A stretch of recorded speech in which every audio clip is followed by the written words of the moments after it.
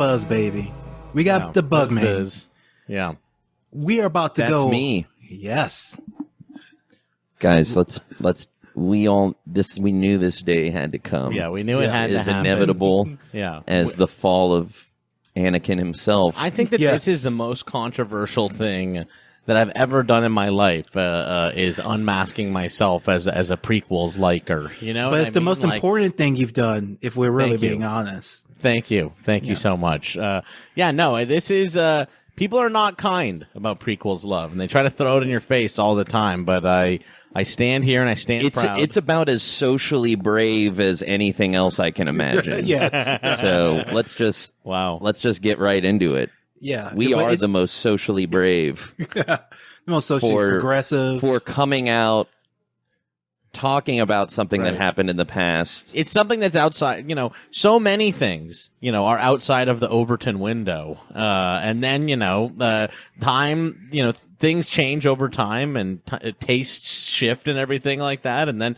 You would never have anyway. Saying that the prequels suck was okay to say in 1999. That was a different time. That was a different time, and I highly recommend that as our social standards change, that too will change. Yeah. Yes. We're, by the way, also about to watch the one that is kind of the most undeniable of the prequels. Yes. Oh, yes. This is the sort of most even hardcore prequels haters will usually find some things to like about this episode 3, Revenge of the Sith. You can't deny it. It's a good movie. Yeah. I'm looking forward to watching it again. I've always enjoyed it. Even back in the day, even with all the negative propaganda that we broke down on our last Attack of the Clones episode, Bug just opened everyone's eyes. We got so many great responses from people. It hurts when you break, the first to break through the wall is always the bloodiest, they say. And I too have, like Christ, been bloodied and hurt on behalf of a people that are now allowed to watch what the closest thing we have to a modern day Homer, a modern day Shakespeare. Yes. The closest thing, and the thing that is the most not only prescient but also the most well equipped for future generations, I would also argue, are these tales. They cut through trends.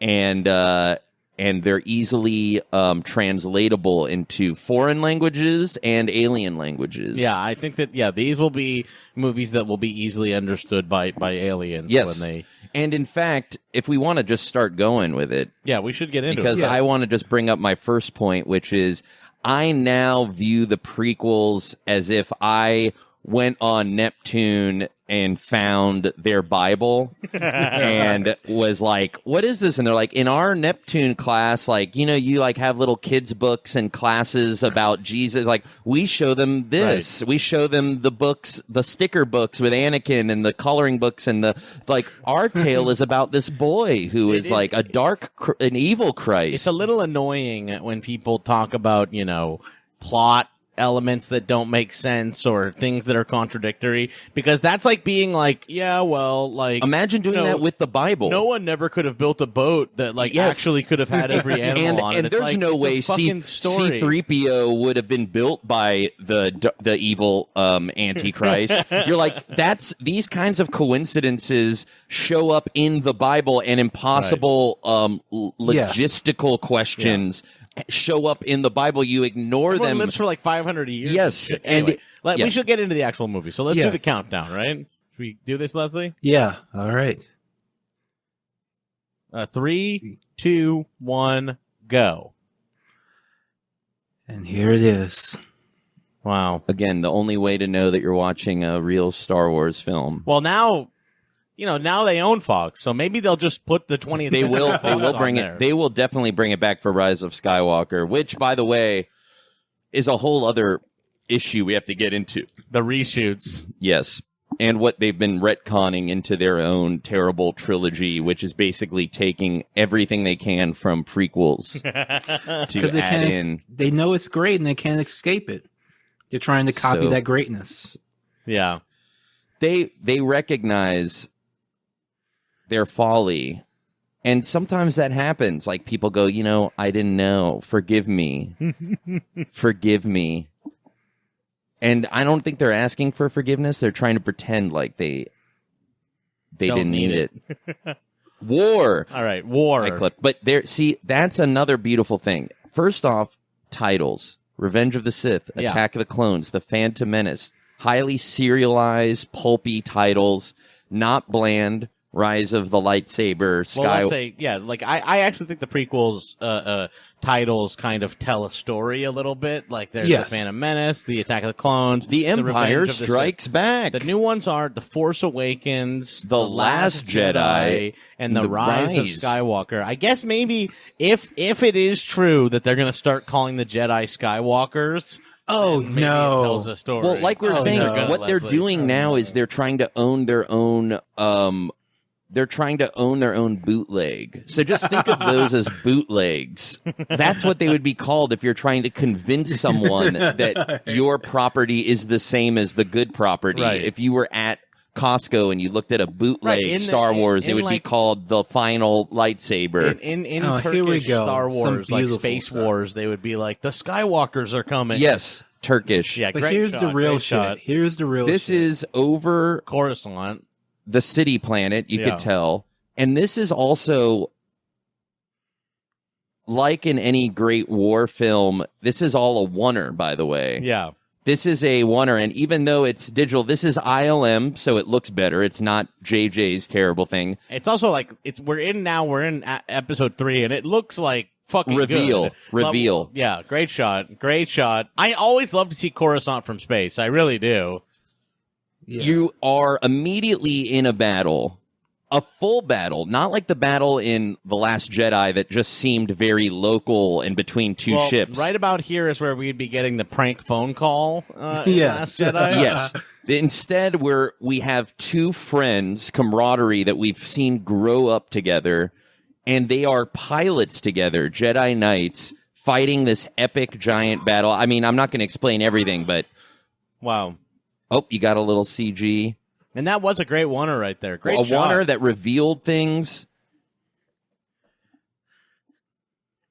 You got Anakin. He's, a little bit older. Allow me to also point you to the retro-looking headsets that they have, almost from a Buck Rogers. It's gold. These are things that if Kathy Kennedy would say that's not Star Wars, in her trying to define her fake bootleg version of Star Wars is actually defeating every choice an actual Star Wars creator like George Lucas would have made.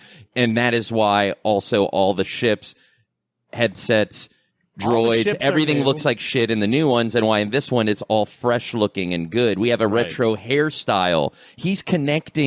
He was actually trying to connect that 70s retro thing to the original trilogy better and before, and in a more a substantive way than the new prequel or the new sequels are trying to make it any connection to 70s look. He wanted his hair 70s. He wanted the headsets Buck Rogers. This is Revenge of the Sith. These are new decisions being made of design that last. These are great. And I like the progress. We got Anakin with the scar. We don't know how he got the scar, but we know he's older. He's more mature. He's grown since the last movie. Yeah. He's a better pilot than Obi-Wan. Also, that really does add to the sort of the sort of episodic, serial feel. That I in think the good kind of serial, in the good way, like in in a way that I even think the original trilogy was a little less like. These just feel like you are sort of like watching a random Flash Gordon episode or something. And that's the beauty of them, and that's when Indiana Jones works at its best. That's when Star Wars works at its best. And that's something that we discussed this on many times, but Last Jedi picks up exactly where the other one left off. There's absolutely no gap in these serialized things, which Star Wars is, as well mixed with Bible stories that teach us lessons, is a serialized adventure. You catch up with them, and you're learning in the actions of the mission they're on, the time that has passed, what has changed, what is different. Through showing, don't tell. And immediately you got this sense of real danger. It's not just quippy and jokey and nothing. There's no, and that's another thing that these films aren't adherent to is quippy, jokey, post Lego movie, Pixar rewritey rooms. Because again, these are the biggest independent films ever made, and he basically just did it himself. So in order for them, another reason why they last so long and will not actually be timeless rather than dated, which is what everyone thought when they came out because they were so heavily digital, is that actually the design holds up. The way that he shot it holds up. It's formal. And there's no of the moment jokiness. Yes, which will truly date all of the Avengers films. They make them almost their shelf life is almost nothing. These were events also because we knew we were sending them out into history. He was thinking about that when he was making them. How would an alien planet watch this? How would a generation, 5 generations from now, watch this? And sometimes that leads to what people would call kind of stilted acting or writing, but actually he's trying to do a timeless thing, the way that a Shakespeare or Homer, where you could still read it today, where maybe generations in between when they were written and now would in the moment consider their format or their style outdated or stilted. That was like that was beautiful. Yeah. This is great. I mean, this sequence is like just cool. Like this is just if you're a sci-fi fan, this is the coolest. It's just a very, very good, like, action space dogfighting. And also, scene. we know their history. And the way they pop out. This has nothing. Jesus. If you want to see Jedis just kick ass. Yeah. Also, he has this Darth Vader hand. It's almost like it's eating him alive, the virus of Darth Vader. You know, it's like when you touch something in a great novel or a great movie and it starts, you hide it from your other friends. He touched Darth Vader, it's eating him alive and it's starting with his hand and truly it will envelop his whole person. But we know these stories, and honestly, it's not just them relying on the original trilogy. Through the prequels that we claim are so, joyless and stilted, we actually know their relationship, Obi-Wan and Anakin. They've earned, for everything that we criticize them for, and some of which I agree, they've earned the character development. We know where they are as characters exactly. We know every single person's position. In the new sequels, as we come into Rise of Skywalker, Poe Dameron, Finn, Rey, where are they right now? I have no way to track them right now. What is where we left off? It was bad with Kylo, Finn, and Rose. Where they or did he like it? Is Captain Did Phasma we even want dead? them to get together? We don't even know these characters. Did we know that Rose wanted him and we want them? There was no if there will they, won't they? Right. It was just all arbitrary. Like I said, exquisite corpse writing. The way that they write the new sequels is passing it off from writer to writer, not knowing what the next person's going to do, and then retconning. Especially with this weird Ryan Johnson one in the middle, which is like looking more and more clear. I also think that the new one, it seems like what they're trying to do is like win with everybody. They don't want like the fans on Reddit to be upset with the movie, but they also like want to appeal to the. I think no one's gonna like the new one unless JJ does pull off. No, what he'll do is he'll make sure he's gonna add the Emperor. He's gonna look at that shot. It's so clear. Cool. This is like brand new. So what JJ's going to do is he's probably going to bring back the Emperor. This is what they learned in Solo. They realized that people actually like Darth Maul more than they like the entire Solo movie. And so they actually, maximalize that into their new trilogy finale and tried to do a bigger version of the Darth Maul trick, but with the Emperor who's going to come back in the new one. They might even go time travel into the original films, or even I wouldn't even put it past them being so manipulative to try to time travel into the prequels. And that would be JJ's trick to getting everyone to see it. is that it's like a ride through the other movies and you have to see this new one, but it would also admit defeat because you would say, oh, you obviously could not do it on your own. I would actually enjoy that version more than a highly character-centric version with his characters, because I would rather it be this circus than it be him thinking that anyone cares about the characters he created. It would be admitting that the sequels failed. And he kind of did by bringing back the Emperor when the Emperor's arc is so clear and Snoke was such a nothing. Well, Snoke was obviously also like... This is also great. Emperor for him. This is great. I love R2's fight is nice. Yeah. It's fun. It's Why the not? right Let kind R2 of comedy. have an adventure. It's like, a nice kind of... We've never had R2 have his own little adventure. You're also, like I said, you're learning about their adventures that Obi-Wan makes fun of R2 sometimes. No, excuse me, Master Obi-Wan, no loose bolts jokes this time. He's trying his best, Master. Yeah. R2 is a little droid, but he is mighty, Master. He is mighty, and I don't want to hear any of those jokes. Here we go. Now, if you're talking about circle or whatever ring theory, this is the beginning of this third movie is the end of the original trilogy third movie, where Emperor Palpatine sitting exactly in the same place he is, and making someone else try to become his apprentice by killing another apprentice. That's exactly what you're seeing happening right now. It mirrors it perfectly. Something that, is completely lost.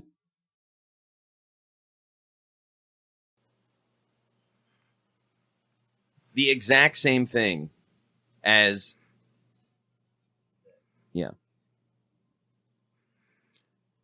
it's the exact same scene, but, But you're truly, the way that they would light these half digital, half practical sets now is a marvel, because you don't even get this much depth in any Galaxy Guardians. You don't get depth like this. They don't build out a bunch of practical things to then put a bunch of green screen stuff behind. There's a reason why that scene we just saw, I've been looking forward to this, is such a meme. It's because it's fucking cool and everybody loves seeing it. It's cool in like the most like cartoon kid way, where you're like, Siths are our specialty, we kick their ass. Here's Dooku, we just saw him, he took Anakin's arm off last time, so that's actual payoff and character that we're learning. All these characters know each other, and we know exactly how they know each other. It's all of it combined. Good ILM body stuff like that still holds up. Yeah, this one, the effects really do hold up in this one more than the other two. The other two have a cool visual look, but this one just fully looks like a very modern movie. Yes. Yeah, you're very right about the lighting, the light that comes through those slats on them. Yeah, it just tells us it's a real place. A great DP so that he places them there. He created the way that everyone shoots their movies, and he did it actually right the first time, and they took the shortcuts because they thought it was all one big shortcut. Oh, green screen, that means we can reshoot. Right. And then their movies have no depth and they don't do any of those lighting tricks. And he was so interested in still trying to ground it. But see, Luke doesn't kill him. And Anakin does kill him. A simple action in your Shakespearean Bible tale that tells the difference between father and son. Wow. He did do it. Yeah. You know why? See because the head rolling off too. Also, the prequels, more than the original trilogy, just heads and bodies getting chopped. Yeah. Badass with lightsabers. Brutal. Too brutal for Disney. He's like, I shouldn't have done it. I shouldn't have done that. Oopsie. Oopsie daisies. I shouldn't have murdered him. Wow. And we see just 1-to-1 that Luke is more pure-hearted. His head rolled like a tonga fruit back on my home planet of Tatooine. Bouncing along. His head rolled like a Bezop droid that I once knew. But then you also see that he's not completely pure evil yet, because he does try to save Obi-Wan. He still loves Obi-Wan. Yeah. By the way, Ewan McGregor at his most, Alec Guinness Obi-Wan of all, which everyone wants. Did they actually announce there's going to be an Obi-Wan? Yeah, he sold out. He sold out. I know they did, but he sold us out. That what you have to understand also about Ewan in this movie is he created the trend the same way that George Lucas created the way that all films will be made. Ewan McGregor in this movie, Attack of the Clones also, actually.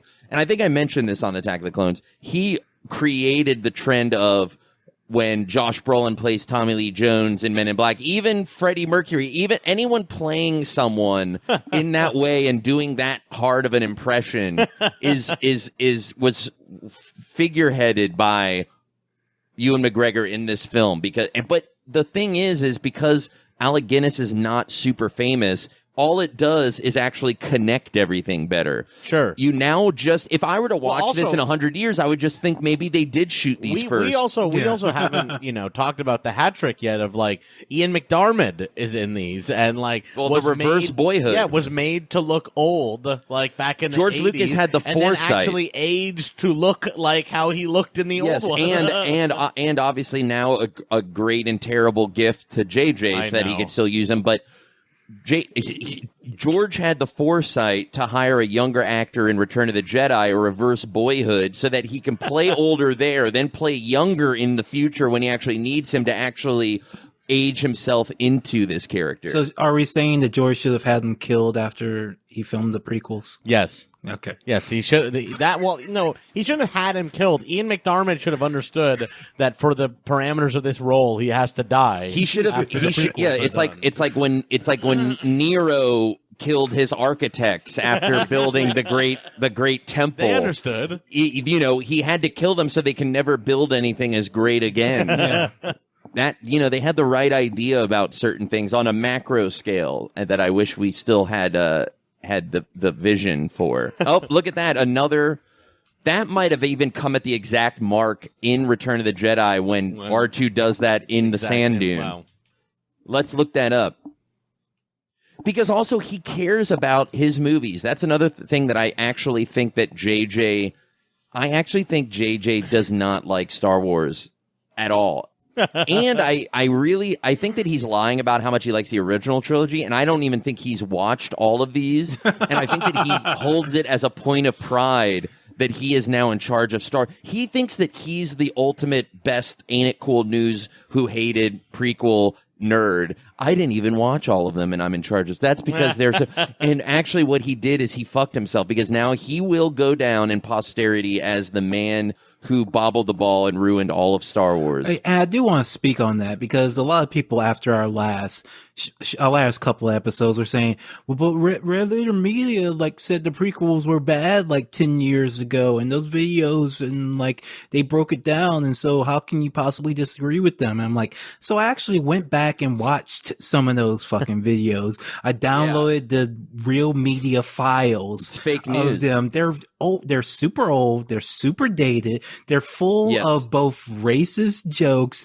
and a subplot where they kidnap, rape, and torture women. This is literally in their reviews. So I would the incel opinion is that the prequels are bad. Yes, that's the. So imagine now you're aligning yourself with Red Letter Media, right, where they think that's actually humor, and they are criticizing things. Look, I could criticize things in the movie Grease. I could be like, this shot doesn't, but you know what? Grease is good. And that's a movie that people love for all of time. Scarface, I can criticize. These movies are similar. They are made with the foresight of all time rather than the moment that they're in. The Red Letter Media and all the propaganda, which, by the way, propaganda that was propagated by Disney in order to get George Lucas to sell his own franchise. It goes back all the way far. These are independent films. Do you understand that these are independent films? The studio system did not he only put the 20th Century Fox there as almost a fuck for you. Fun. Yes, so that everything's the same. These are independent films. This is just the coolest shit. Yeah. This really How is. could you look at this? Look at this shot, how it moves. This is better than any Guardians. Also, way, we have a guy. Grievous is so cool. I was about to say, we have a guy who collects lightsabers from killed Jedi. Yeah. He is the thought experiment of at what point do you become a robot if you keep replacing your parts with robot parts? Right. He was an alien that keeps replacing his parts with robot parts. That's why he coughs, because he still has, I think, like the eyes, the brain, and the lungs and the heart of an alien. So he, in his character, but they don't explain that. It's like a great serial. They just show up. They already know who the fuck General Grievous is from the Clone Wars. And guess what? This is our new bad guy. This is our Darth Maul. He's a villain. Yes. That's who he is. He's a villain, and he's scary. He's scary, and he's got a lot of lightsabers. Yeah. And in the classic sequel way, they actually do the thing where, guess what? You thought Darth Maul with 2 heads. It has 4 lightsabers. Yeah. So there you go. He's settling all... He's doing it on the most Ray is going to skin maybe deep level and on the deep level. Ray is going to maybe have a switchblade type of lightsaber. Also, Ray. I mean, look, that shot is a reshoot. Her face is put into that body. She did not shoot that. If you look at that shot, her face, the hood does not sit on her head in any real way. They did that just for the trailer, and right now they're reshooting to try to. They did this with they do this all the time. They put a shot in there, and then they retcon. They try to retroactively put that shot into the plot of the movie. That's not even her doing it. They just thought that would be something someone would care about, which, again, guess what? It looks like a Darth Maul lightsaber, and they're doing the fucking thing. They saw Solo. They saw the cards at the test screening. We only like the Darth Maul part. All right, well, let's bring back Emperor Palpatine and give her a Darth Maul lightsaber, which is only admitting defeat and admitting that the prequels bested them. Well, the prequels definitely bested the sequel trilogy. That is undeniable. I actually think I really would like to see if anyone would still make that argument. That's exactly it. I think still now especially after the new one comes out, let's all quiz everyone and see if the story of the sequels as a trilogy, which works best as a just story that's honestly, it will get to the point where I think that people will not collect. I think that those aren't even going to be played on your streaming services or anything. I think that honestly people will recognize just by the numbers that they just don't do well because people can see bullshit. Well, no. The sequels are the Hillary of... No one will ever know that, actually, because they're going to be... People saw the bullshit. They didn't know why. They just knew in their gut. People won't know that, though, because they'll be sequestered over on Disney Plus, where we'll never see ratings or know anything, and it's just, part of the, Star Wars channel. By the way, look Disney at this Plus. shot. Yeah, it looks awesome. Look at this shot. All the way. Wow. Yep. Beautiful. And copied so many times since. So many times. So many times. JJ does that shot in every Star Trek movie. He has that. Yes, he does. He actually took it. JJ, what? Coruscant. What a Judas. Yeah. He's a Judas goat.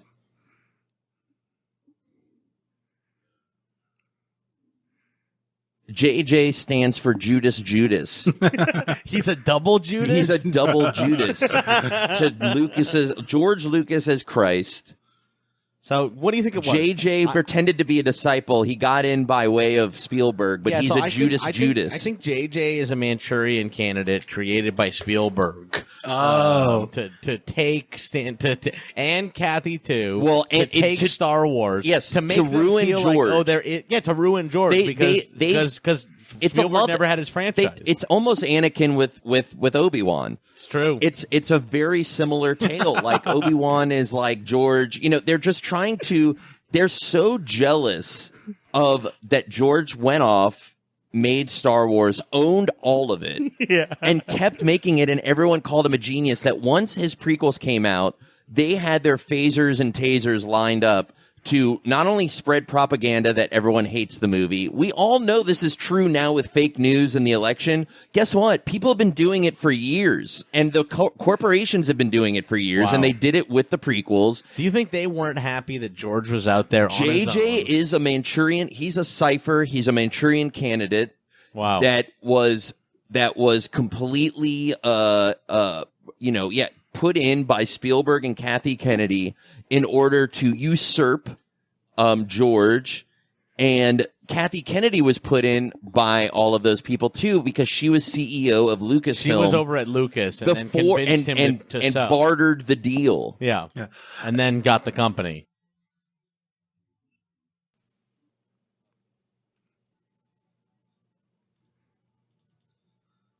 Wow.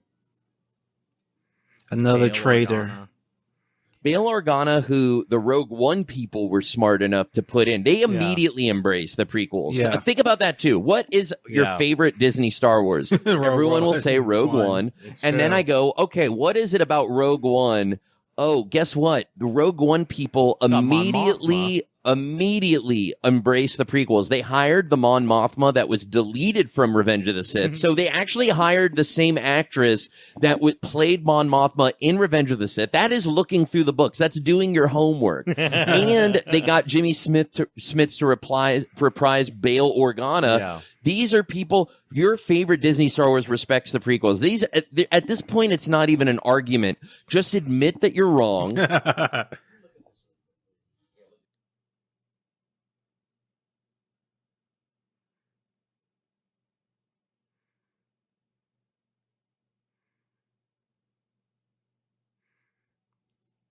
And we got more of this beautiful love story. Yeah. Amazing stuff. Can you imagine what you might be driven to if you lost a love this pure? Anything. You'll push you even perhaps to the dark side.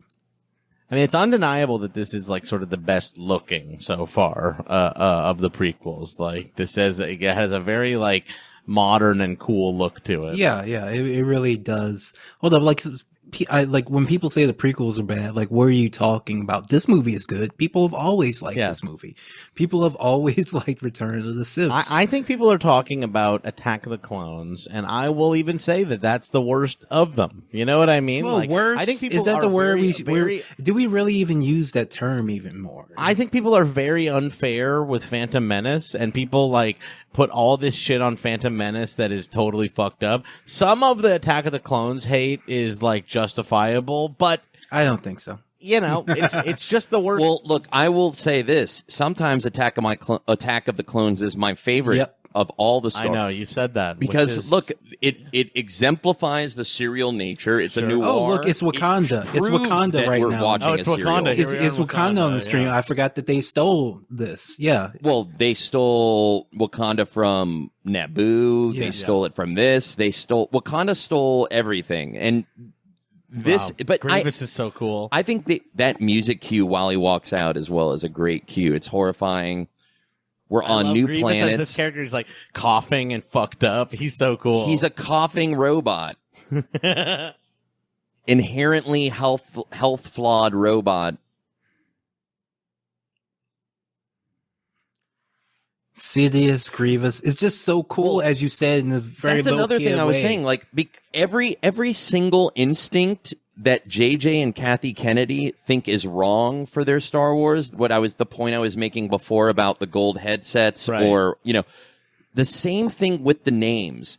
Them being called General Grievous or the Sidious, Darth Lord Maul. Sidious, Salacious Crumb. Yeah.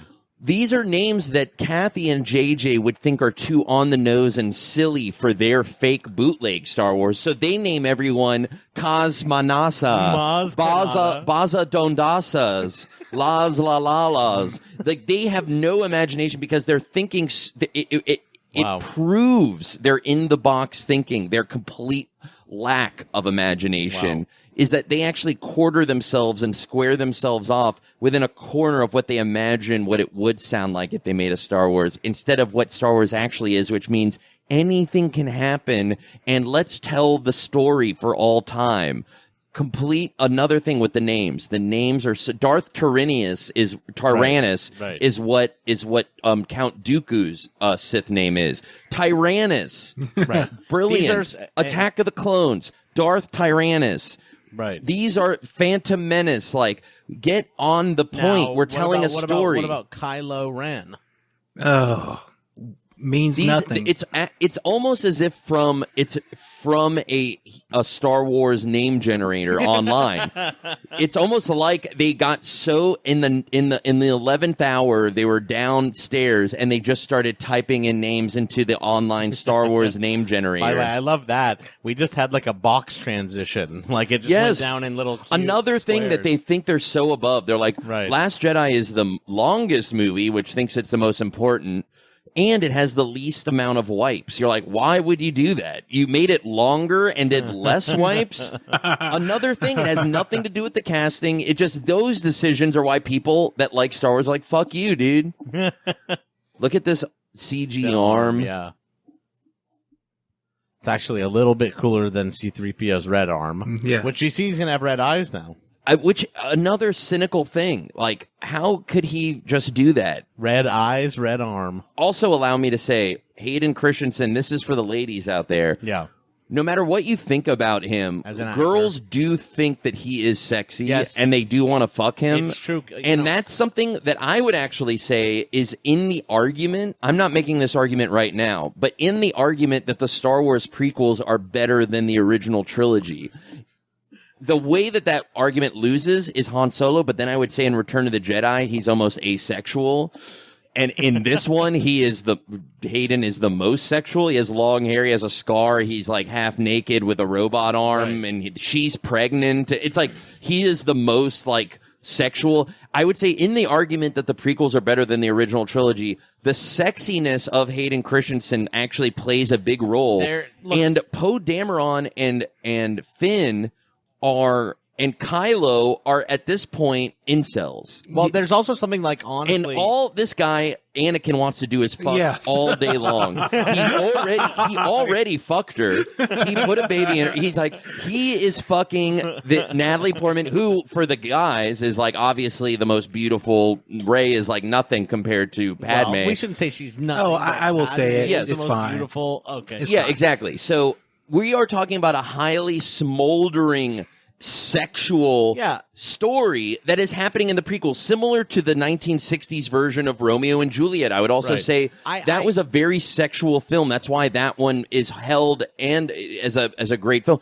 You need the sexual tension. Yeah, there's something very soap opera about it. And, people will make the complaint that their relationship is, like, weird or that it's not how it would happen in real life. But I actually think that that's what makes it kind of more like fairy tale. Have you ever seen two super hot, horny people try to be in a relationship? Also, this is what it is. The standard, if you're holding this to the standard that you would hold like old Disney movies, right, like what? True. Like what are you doing? Those are God's gift to Earth, but these are stilted. I would actually say the only thing they have is that there's some just predictably, like just very old school, like trite kind of ways of pronouncing your love. But they are sexy no matter what. The sexiness of Padme and Anakin is undeniable.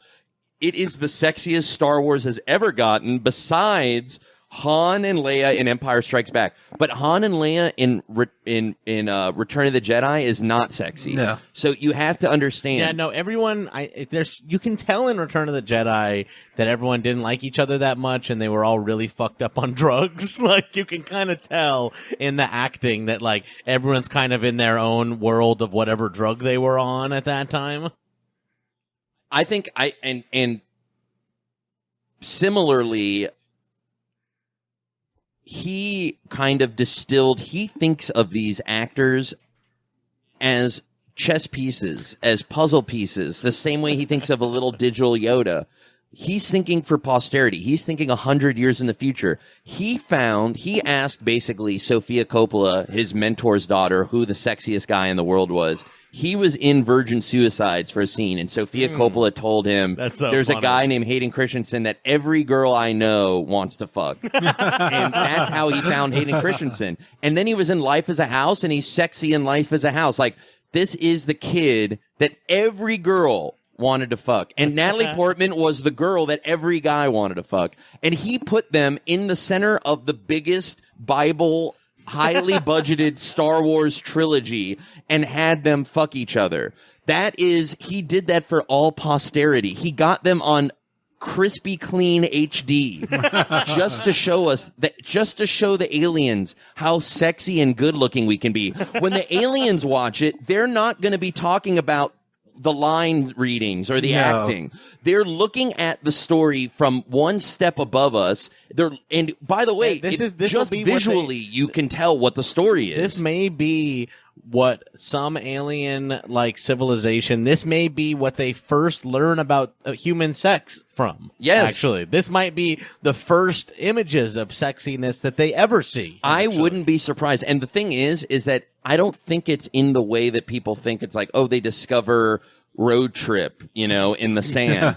The way that they're going to find movies is by the movies that actually mean the most to us. And the original trilogy and the prequel trilogy play now it's starting to become a thing. Every holiday weekend, they're playing the original trilogy and this prequel trilogy. They're not leaving the prequel trilogy out and playing the original trilogy and the new sequels. They'll throw a sequel or a Rogue One in there. But if you think about it in terms of a serial and in terms of the actual storytelling mechanics that need to pay off when you're watching a serial, the prequels played before the original trilogy pay off in a way that these sequels have nothing to do with. You can absolutely snip them out of there and no one will know the difference. If you play these 6 movies back to back on TBS, which they are now doing every holiday season, that makes sense. I watch those in order, makes perfect sense. Everything pays off.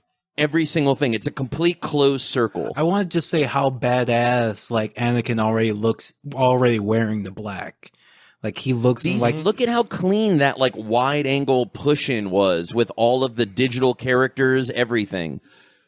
Yeah, this is like he perfected the method. Like, it is finally working in this movie. It's like every shot is gorgeous. If we think that art house filmmaking is like, I'm going to troll someone by pretending to make a fake show or a fake movie in another country, and it like all this kind of like interesting way of trolling and making fake things. He thought of that, but he thought about it in terms of aliens. He thought about it in terms of galaxies. He was like, I'm making a little funny thing here, but it's for the aliens. This is to communicate with them. This is the most punk rock, alternate, like alt punk rock crazy thing you can do is make on your own with your own money an independent film series. Each movie costs $200 million. They all are just people talking to aliens and good versus evil. There's not one tether to anything pop culture or earthly at all. And you just release them. Boop, boop, boop. Guess what? The corporations didn't like that. No. Set up a coup. Manchurian Candidate, JJ. Kathy Kennedy's going in. They steal it from him in order to make it more worldly and more of its era, thus ruining more the modern. Entire thing. More so that happened.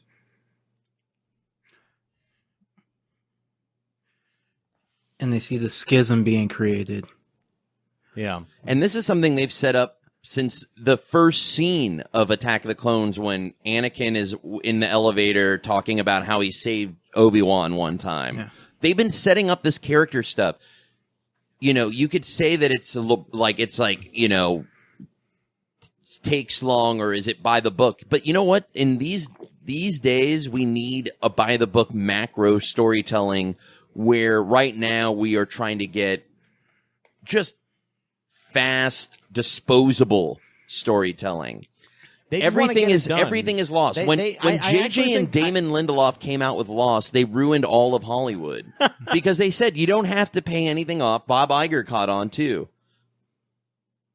Yeah, I do think these new Star Wars are kind of like trying to get through them quickly enough so you don't notice they're not really a movie. Like these ones. Well, that's also what Marvels are. There's no beginning. Yeah. The beginning is the ending of the last one, and the ending is the beginning of the new one. How can we make these faster? How can we get you into the theater? Imagine, this is what I was saying about directors also. It's like, there's going to be a director that's driving an Uber. I'm going to be like, hey, what's up? And he's like, I directed Kong 2 in 20 years. Oh, what happened? I don't know. I directed Kong 2. I did like a Sundance movie. I directed Kong 2, and then that's it. I bottomed out.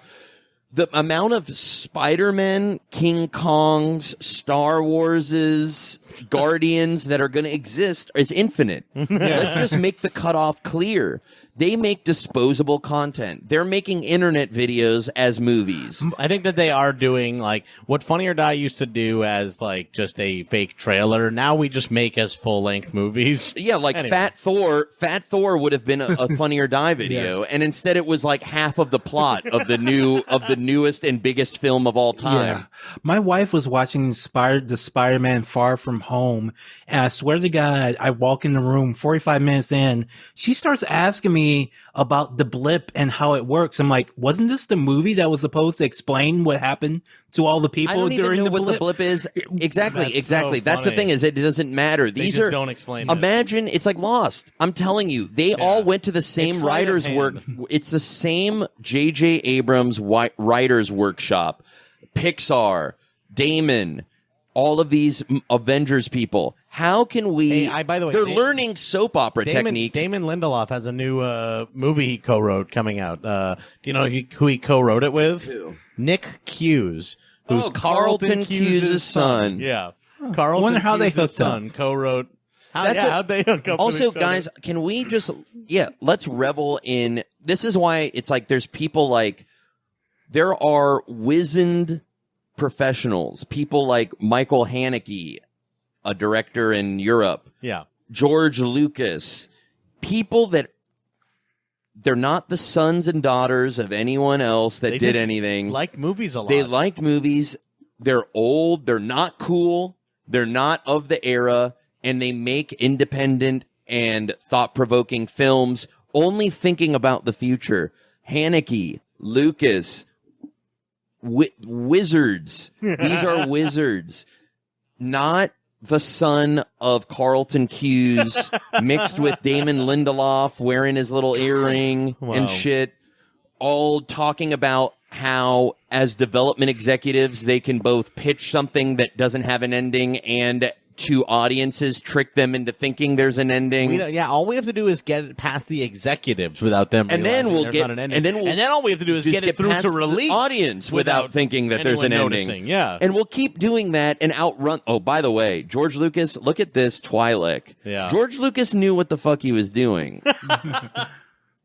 George Lucas was like, how about the Met Gala? How about I fucking take you to a Cirque du Soleil? And Oh, this by the is way, better. this is the best. This is more of a Star Wars Vegas than Last Jedi. Yeah. This is like if you're in an actual Star Wars Vegas, a Cirque du Soleil show at a Star Wars Vegas. Oh, That this shit is is cool. Not I've like the forgotten Ryan about Johnson. this. There's just two. Leslie, I had forgotten about this this. is like the best scene in film history, Oh, maybe. I remember the talk, but not all the stuff going on in the background that's really cool, Oh too. yeah, the opera is Yeah. so cool. It's an abstract Cirque du Soleil space Star Wars opera in like a Star Wars Coruscant Vegas. Look at this person behind. I me. know. This is like one of his minions. And this is in serials. This is the time that the guy tells him about the crazy Right, shit. right. Also, just this. This is like when that is so cool. Please, this is like when leave. Hitler tells them about the final solution over watching like Mephisto. Like Mephistopheles scene is is so performing while Hitler's like, we will take care of them. Like this is the exact scene that comes in our dramas that is supposed to happen. we should just probably watch Yes, this. yes.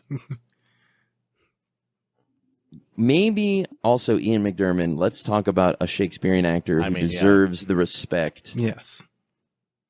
By the way, when George casts a Shakespearean actor in a movie, he puts Ian McDiarmid in. He actually gives him a lot to do. Not like When Max von Sydow, who is Force put there Awakens. only for the Variety they can article, say so that the that development executive in disguise as a director, a.k.a. J.J. Abrams, a.k.a. the Manchurian Candidate, a.k.a. Judas, can check off in the Variety article that there is a Shakespearean actor. You know what he's going to be. Yeah, No, he's not, because the Star reshoots Wars? actually got him out of it. Yeah, he was there for a day. This is so good. This scene is so good. This is Satan. Like, actually, Hayden is good in this. Yeah. Hayden, look, He's I'm good not in this movie. I'm trying to gain recruits to our cause. I'm not even going to get into the argument where Hayden Christensen is actually a great actor. I'm not even going to get into that argument because I can make that You argument have to win recruits. very, Yeah. very easily. That's too deep. That's OT. Yes. That's OT. Because if 9. you've ever seen Shattered Glass, Oh, yeah. you know that he's actually a great actor. Good as a point of view. Wow. Wow. Who Good and evil. remember how like people freaked out because The Last Jedi said this exact same thing? How subversive that was. Also, this is like I'm saying, this is the best actor that we've seen through 20 years do a reverse Boyhood. Wow. And now we have him HD in an actual Star Wars Cirque du Soleil talking to the sexiest young James Dean actor alive. And guess what? He's telling the audience if he's watching this insane movie with Jar Jars and Wattos Oh, this shit. about you what ever hear good and evil is. He is the new version of the devil. As Christianity and as all This- religions fade away, we Darth look Plague- to the prequels. We hear Darth Plagueis the Wise, and it's the scary, like, opera. A legend. Also, a movie talking about the legend. It goes to Last Emperor, Bertolucci. We're talking about this is how storytelling is done. Yes. Yeah. To create life. Look at his face. He's so good. This like is what Star Wars is all about. Is like giving the best actors in the world, Alec Guinness, Ian McDermott, giving them like this shit that like is just bonkers. This Like, movie, sci-fi. like this scene right here, is almost so palpable. It's almost like watching like a snuff film. It's like the most palpable, scary, clear vision Yeah. that I was captured sometime in 2004 or some shit on a Sydney, Australia stage. But I'm watching it right now in 2019 because it was perfectly Still gives me done. chills. And look at that silhouette. And so good. might I also say I'm currently wearing a shirt. Out of this scene, right? What's written on Bug's shirt right now is, "Did you ever hear the tragedy of Darth Plagueis the Wise?" Might I It's a also Sith say that legend. I was one of the first people, if not the first people, to popularize the meme of Darth Plagueis the Wise because the day Fantastic that work. the Doughboys came out when I read the entire monologue, Yeah. the next day the meme was #1 on Reddit. Yeah, the prequel memes kicked off. Bug says, and this is who knows? He says it's true. He says that the prequel memes Reddit account started after he. It's not was the on- prequel memes Reddit account because I was definitely part of the people that were making that happen. I'm saying But it kicked specifically Darth Plagueis the Wise speech Yeah. kicked off. By the way, here After we are. this is also Kashyyyk. Kashyyyk. Yeah. We're looking at So brand cool. new Kashyyyk troopers. We are looking at a brand new planet. So imagine, the Oh, we're sequel on the books. Wookiee planet. yeah, Cool. imagine if Endor, which we all know the Ewoks were proto kind of like Yeah. Wookiees. Imagine if that was 20 times the size. Because like you would see in nature, if the fish is bigger, the thing is bigger. Of Right. it. A brand new planet.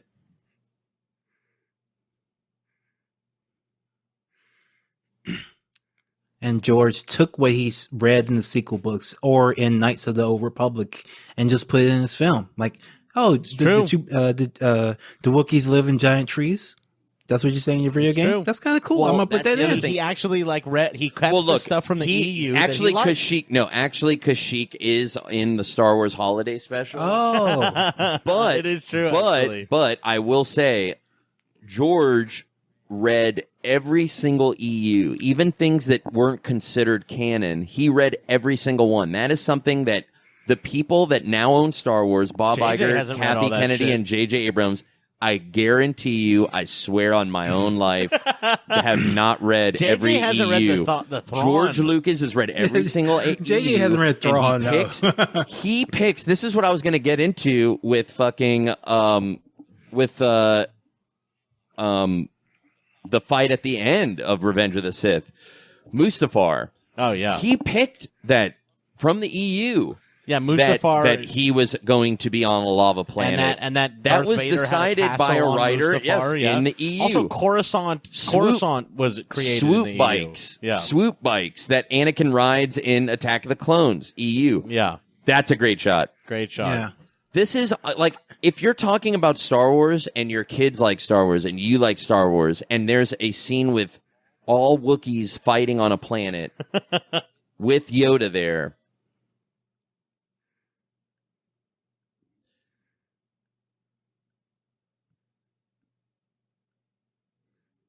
This is, you have to understand, I cannot stress this enough. Story points being sent hundreds of years into the future. This is what this is a document of. That's why he wants to keep updating the movies too. He doesn't care. Like, he truly does not care what people of this right now time think. He actually laughs at you. He's like, how many people are on the earth? Okay, so 1 billion don't like. Guess what? I'm gonna in 300 years. There's gonna be another couple billion that do like it. I'm laughing at you right now. This is funny to me that you don't like it. That's the thing, man. He's like, I'm gonna give you the elements and the assets to just keep rendering it every 100 years so that all the aliens can see. Render it out. I mean, because that's just the thing, man. This shit is forever. This is what happened. Are people going to be talking about fucking Finn in 100 years? No. That's what I'm saying. That's what I was saying. Exactly. Anakin, Luke, C-3PO. Let's put it this way. If you disagree about every single thing that we've been saying, by the way, Clone Wars, that's the clone that is based on Boba Fett. This is Bible's Tales. This is all of them. They all get switched like a Manchurian Candidate, which he warned us about. Manchurian Candidate is when you say something like a little code word and it triggers everyone. That's what Sure, that's what Order 66 Yes. is. I guess if that's how you're defining a Manchurian Candidate. Sure. What's the word that Kathy said to JJ? That's what happens in the happens movie. in the movie, yeah. What's the word? What do you think the word is that Kathy said to JJ to activate him? I think it's a phrase from Gone Fishing. from Beastie Boys. No, it's I Gone think it's like a Fishing. Beastie Boys phrase because he's like loves Beastie Boys so much. I think whenever he hears Fight for your right to party. Planetary. yeah. Planetary. Look at this hand. Boop. Goes up like that. Yep. George in the commentary is like, I just saw his hand, and I thought, well, if it's a robot hand, I could ask ILM to make it go up. He actually talks about it. He's like, that's how he is thinking on these levels that JJ could never, ever think of. JJ's He's an like, idiot. okay, like this one, JJ is trying to get it approved. Yes. Like, George is trying to do the approval. It's a big Adidas commercial or something for JJ. It's just, JJ's how can like, I get through this and have all of the there are characters 5 check off? I have to receive It's a 5 VR invention. I have to receive 5 emails from 5 different people, all saying yes. Yes. So Like, how do I do that Kathy, fastest Bob, while? like, Yeah. So what's the best way to keep everybody happy and keep the thing rolling forward? Wow. It's actually cute that they picked Rian Johnson and failed so horribly. That's actually like a cute thing. Well, that's how haphazard they were. That they were so behind the times that they actually said to the guy that made Looper, write and direct the second Star Wars. That's how they were. They were moving so fast that they had no system of like calibrating who to hire, and they were so dorky that they picked the Looper guy. Oh, and then they actually picked the Jurassic World guy. Yeah. And then backed down on it. Yes, that's how and much they were Josh Trank. That's how much they were just like, Josh Trank was going to direct Boba Fett. They were just like saying Josh Trank might everybody. be an Uber driver right now. That is actually true. I wouldn't be surprised. Like, one day I was directing Michael B. Jordan. The next I'm driving Jordan B. Michaels. Who the fuck is that? More Wakanda. This is another thing I want to bring up. This is just a little fun thing, is that this actor that Obi-Wan is about to encounter appears in... He's in all of the Australia movies. So he's in the Matrix trilogy as the timekeeper in Revolutions. Oh. Yes, and He's also in Lord of the Rings, Lord of the Rings, Return of the King Extended Edition as the Mouth of Sauron. This one actor wild. who's He's playing the mouth this. of So Sauron. he's the mouth of Sauron in Return of the King Extended Edition. He's the timekeeper. The train man. In Matrix Revolutions. The train man in Matrix. Train man. And he is this character. So also they're all the third episode of their trilogy, and he comes in as like an expository, like tortured guy in each one. In the Mouth of Sauron, he's like, I'm just the mouth of Sauron. In the other thing, he's like, I'm the train. In this one, he's like, I'm the leader. Please help. Like every single one, he's like the same like video game character that comes in. Like, will you help me? He sends them on a quest in every single time. Yes, he kicks it off. He just kicks these movies off. And always has jacked up teeth. He was also in Ace Ventura: When Nature Calls. He's one of the bat poachers. This is just something I know in my autistic brain.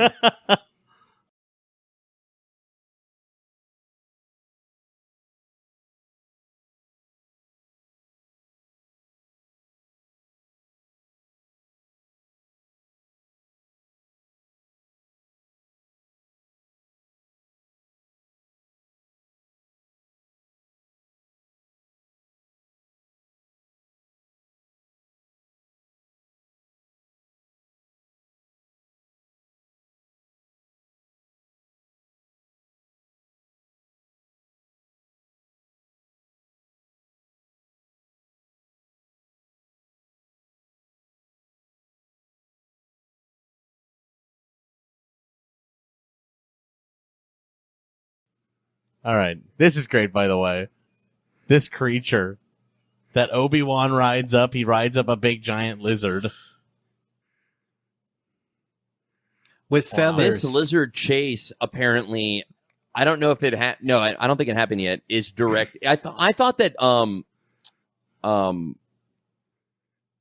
Order 66 was directed by Steven Spielberg, but it wasn't, because I know one scene was directed by Steven Spielberg in Revenge of the Sith. This is something we probably should have mentioned at the beginning of the movie. Oh. But I think that the chase with this lizard that does feel was a little directed by Spielberg-y. by Steven Spielberg.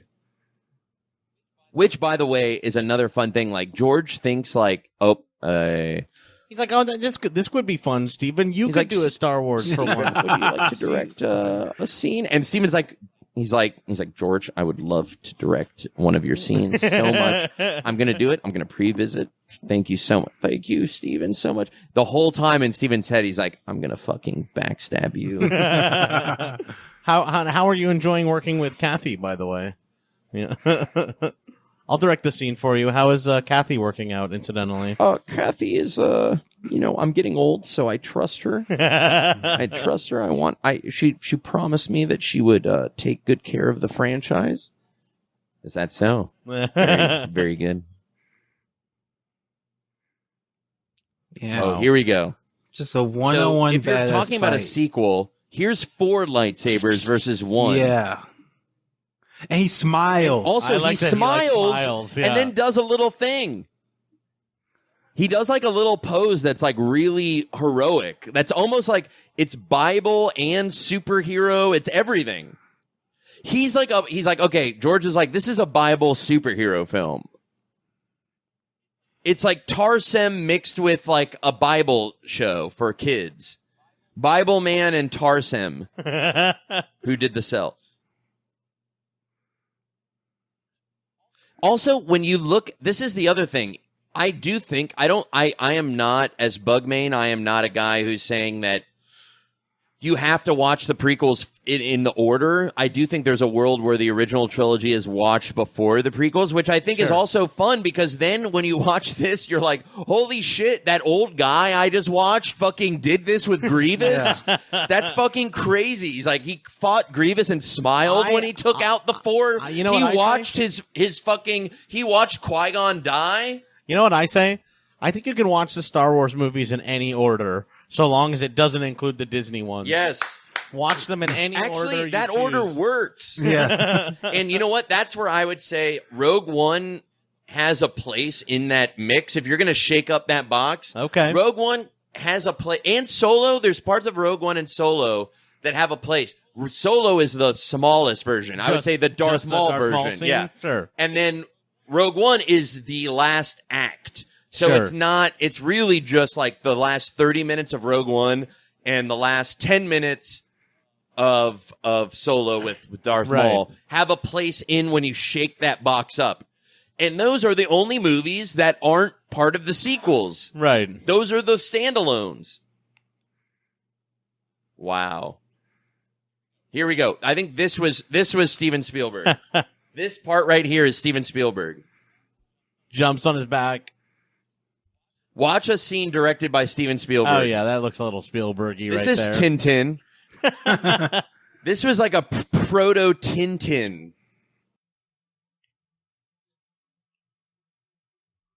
Steven Spielberg, ladies and gentlemen. I love this. Wow. Loses the lightsaber. Now what's he going to do? Which is a thing that happens that George keeps talking about. He's like, Jedi should lose their lightsabers. JJ immediately just like, no. Also, look at the Twi'lek. Finest Twi'lek you've ever seen. Way more sexy than anything in... Okay. Well, Disney movies are not allowed to have sex No. in them. We know that. Like, we know that they're buying every franchise and making them all sexless. Wonderful. You know, I think Disney is creating all the incels out there. That's what I think. It's like their clone army is the incels that they're building that's what I up theorize, secretly. Yeah. They're taking all sex out of pop culture, and look where that leads us. Look where that gets us.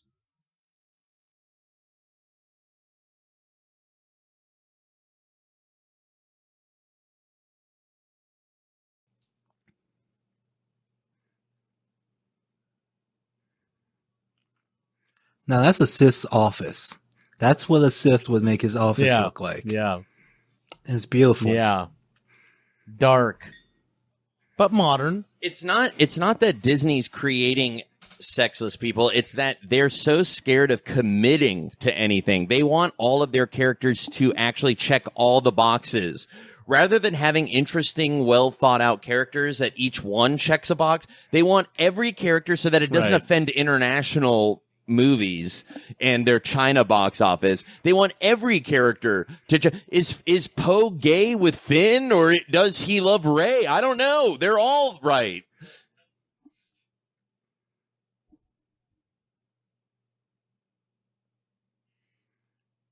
See? And really you could argue that this film is really, the Anakin's Fall really is about him being fucked with at work. Like, he's not getting the promotion he's supposed to get.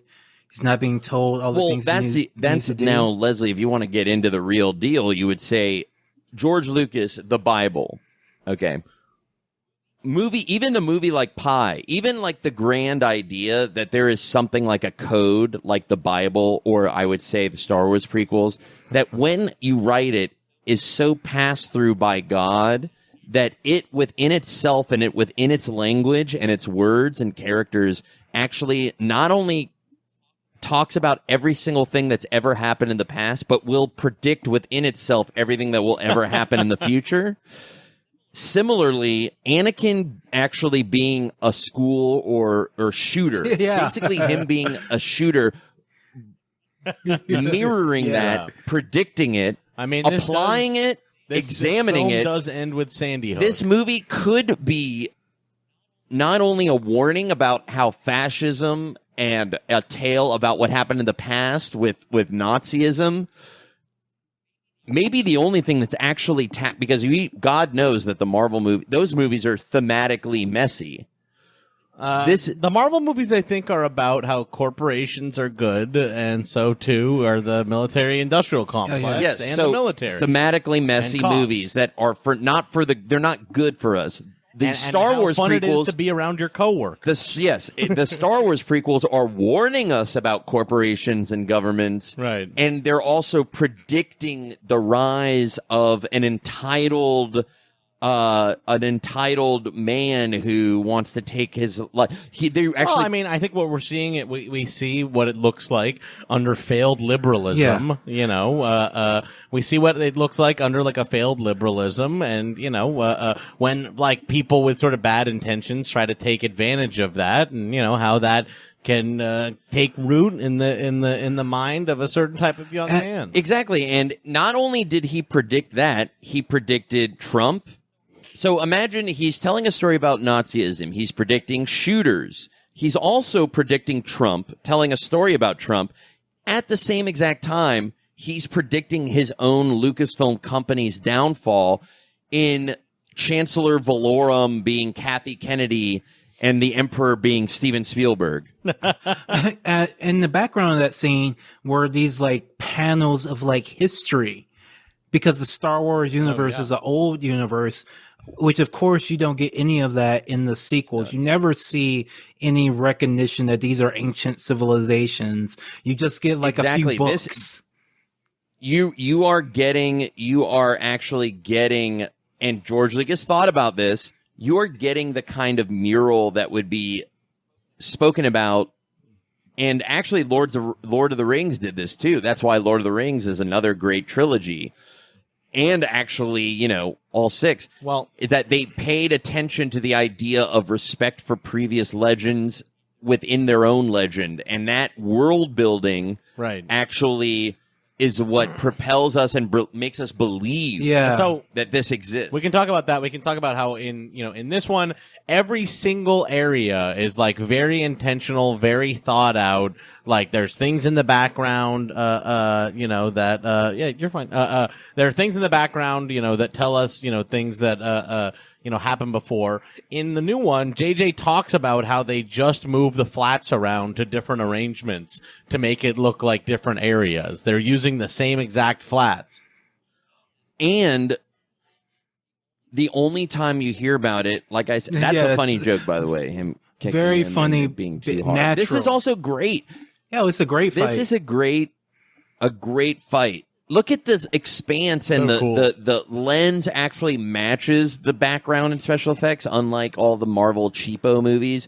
Also, that's a direct payoff to Obi-Wan thinking that a blaster is, like a common man's weapon compared to a lightsaber. Right. Is that he's actually, when he says that, you now know, dramatic irony, Shakespeare, Back to the Future. Saved his life. Actually saved his life. He's not going to tell you about that. That's so another uncivilized. thing that you get. So uncivilized, he said. As I said before when we were talking about it, this comes directly after Anakin has his break with the Jedi, and Obi-Wan shows himself to be a hypocrite in the very next scene. He uses a blaster to kill somebody. Yes, 100%. Yeah, they're like, even Obi-Wan, has to compromise sometimes.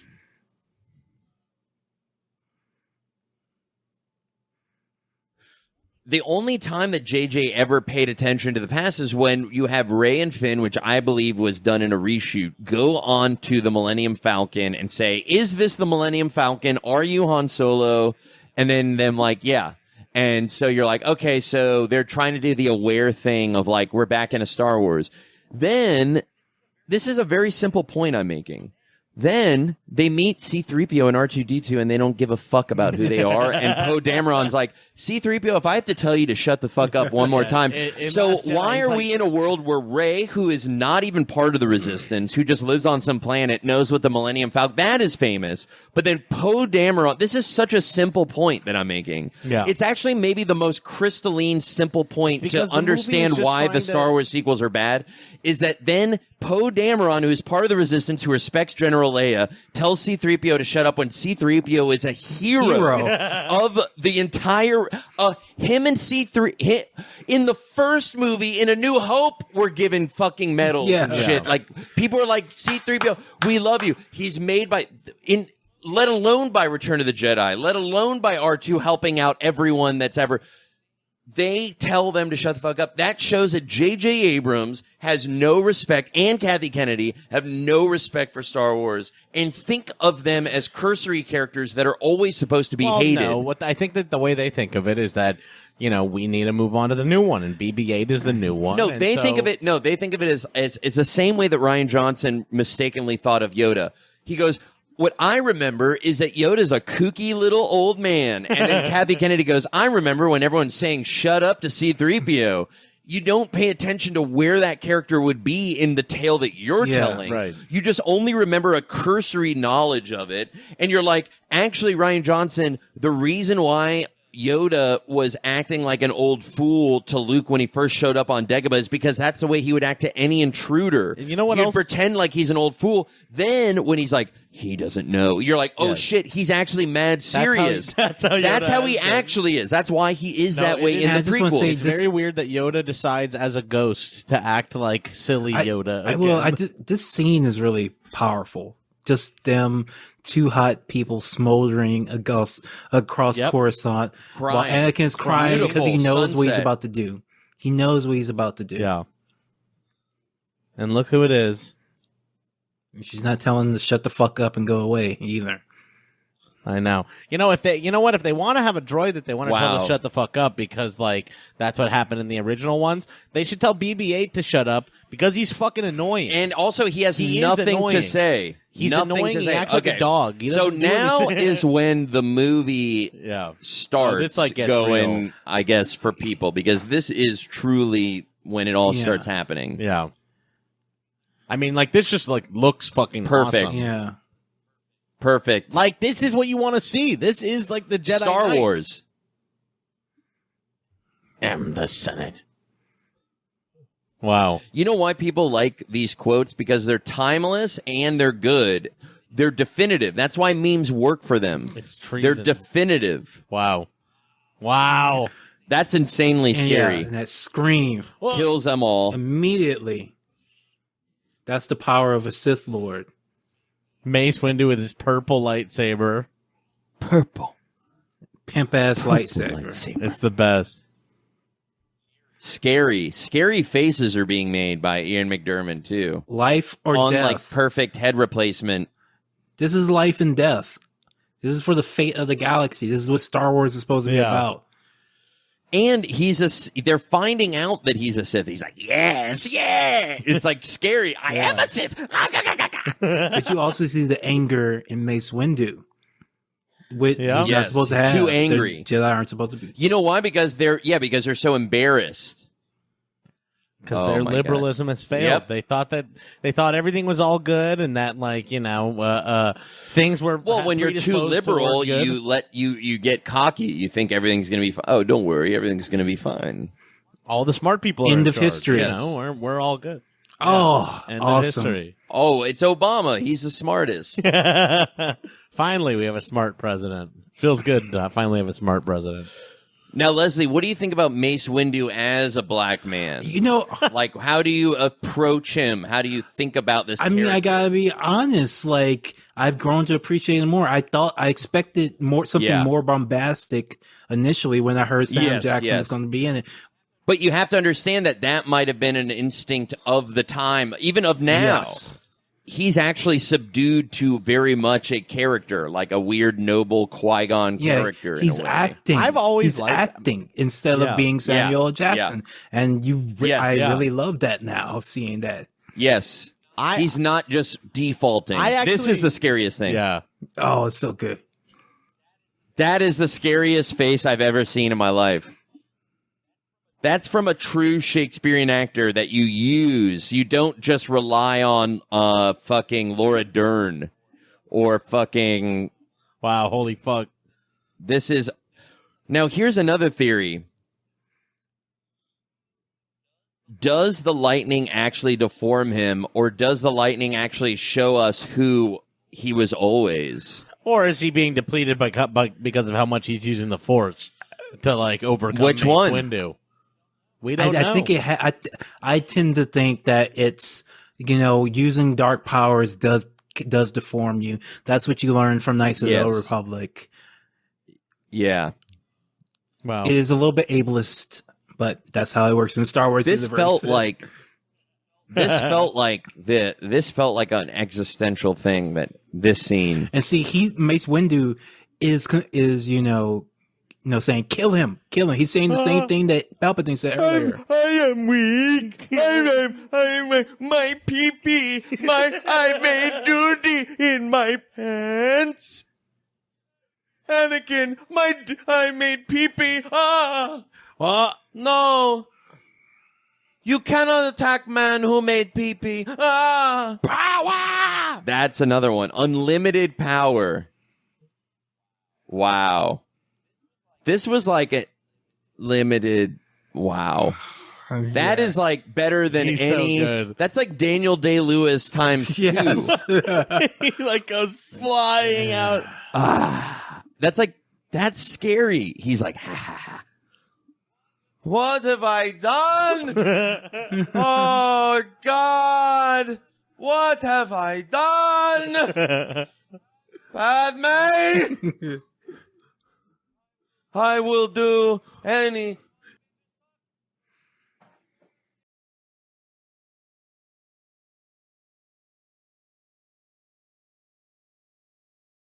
Oh, Master.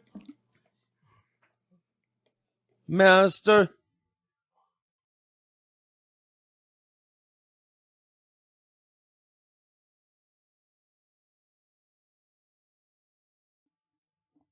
Wow. Do you want to save Padme? I will do anything, Master. Yeah. Well, then look at this. No. It's shaped like a corkscrew. Oh, God. Do you think the Force is what using the Force is what does that to it, or Brink. Brink. Oh. Wow. Okay. Scary. That's scary. This is scary. This is like a nightmare. Yeah, it really This is. Are you telling me this isn't scary? Fucking It's scary. horrifying. It's Horrifying. He's just like, I will. Oh, God. Wow. His voice. Oh, I love like he it. just came up Yeah. with it. Wow. Half in dark. Right.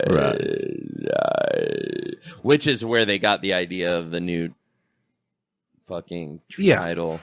Yeah. Oh my God. Poor Yoda, too. Yoda feels it. Feels it. Got you in Yeah, your that feelings now. sucks. That Got sucks. Yoda in his feelings. George knew. I love the Coruscant backgrounds. Just Mm-mm. Because there's so much going on. You know there's a whole life and a whole world out there. Because this is a real place.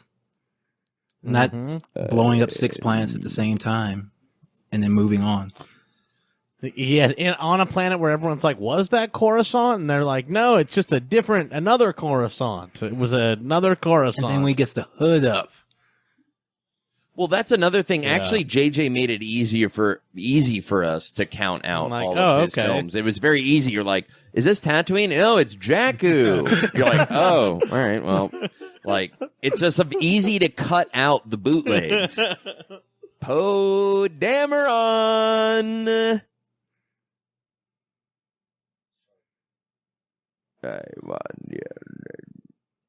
This Wow. is so scary. Like, I feel bad watching this now. Also, just like a great tragedy, you're watching your sexiest people with Right. they're paired with the reverse Boyhood Shakespearean Alec Guinness, Ian McDiarmid. Our sexiest kid, Hayden, now is becoming a school shooter. You're so sad. He's This is a becoming tragedy. radicalized. I mean, that is This the thing. also is ISIS. It's That the is- same. It actually applies. This was made in 2005. It applies to white supremacist school shooting and ISIS. That's what I previously said. I've said for white people, the school shooter incel is the same thing as the ISIS radical for a Muslim. They're basically like the same exact thing. You're like, oh my God, here we go. It's the same version, extreme version of a movement.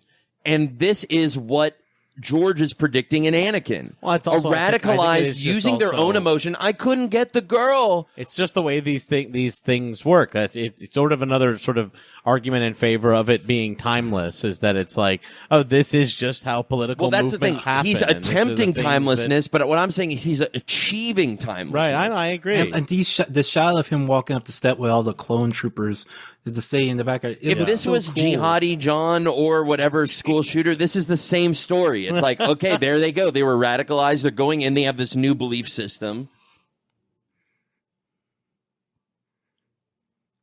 And the traitorous incel clones. But, of course, he gives us the Bible lesson. He's like, okay, if you do that, then you're going to lose the very thing that you were getting into it for.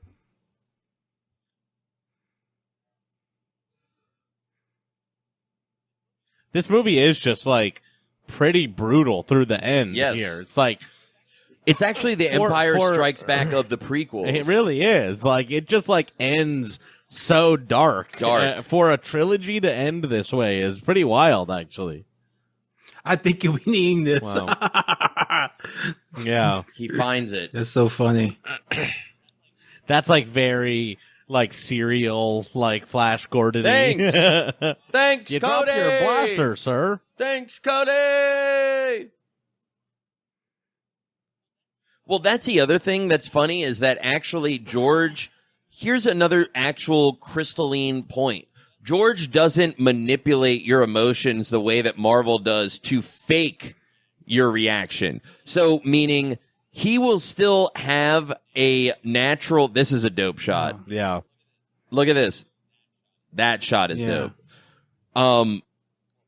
Well, this is the best part of the entire movie. This scene is really cool. I was going to say, Order he actually 56. gets your emotion in real ways rather than evoking This is the only way to kill the Jedi, Yep. too. This is so sad. Manchurian Candidate.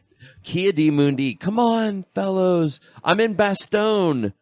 No. Friendly fire. Wow. Wow. And also, he's like, gah, gah. He like acts it well. That's like a great death. The hottest Twi'lek. This is so cool. This planet is on like we a see big this, like, flower planet. Yeah, for George, like one it's so scene. funny. George can find out what the new planet is immediately. Yeah. And JJ just can't figure it out. He's like, one scene, flower planet. Like JJ can't even figure out what a new planet is. JJ's like, desert planet. Yeah, it's like after everything. Desert planet. Let's do a desert. It's deserts too. It's also desert. In the desert universe. Yoda feels everything. Hundreds of planets of deserts. Oh God. Wow. Just awful. Terrible. See, that is not. That's Plo just Koon. So fucked. fucked up. Wow, that's how Plo Koon And the went. music. This is You horrifying, by the way. And This is like a horrifying And here's thing. the thing. There was so much expectation for this. I had wondered how they took out all the Jedi for years, decades possibly.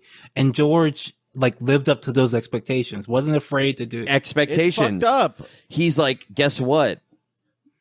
This is paid off. He's like, he sets up Darth Sidious and Palpatine in episode 1, gets Padme to cancel out Chancellor Valorum, puts Jar Jar in Padme's place in the Senate, episode 2.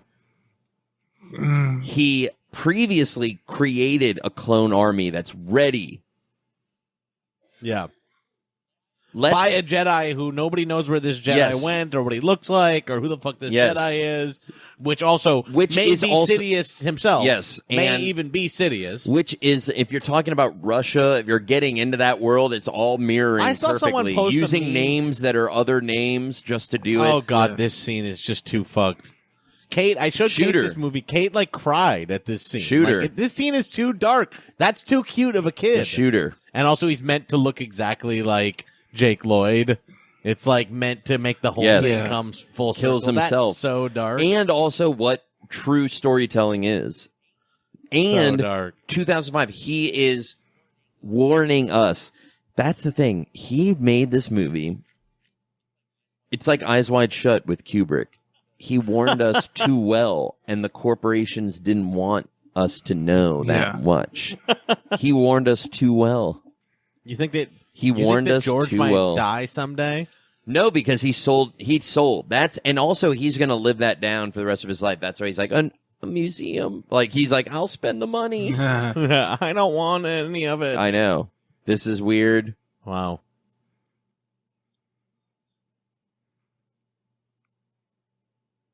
What the fuck? Nazism. Wow. Oh, man. I love this. The little Jedi kid that escaped. I think this is George Lucas' son also. The real lightsaber kid. This is the right kind of nepotism. It's not like, guess what? The new Star Wars Disney Plus is written by Colin Lucas. It's just like he got to it's like, be in oh, the guess scene. what? He got to be in the scene and he doesn't look like an idiot. He looks kind of cool. That's good nepotism. Not like for the next 40 years I have to deal with fucking Carlton Cuse and J.J. Abrams' kid giving me notes on a fucking property thing that I'm writing. Well, did you see the video that J.J. Abrams and his son did to announce that they're writing a Spider-Man comic? That is terrible. Too dark.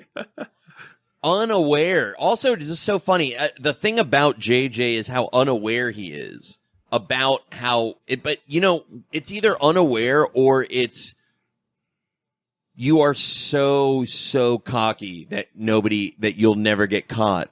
It's like, you know, just pure, oh, this is sad. Wow.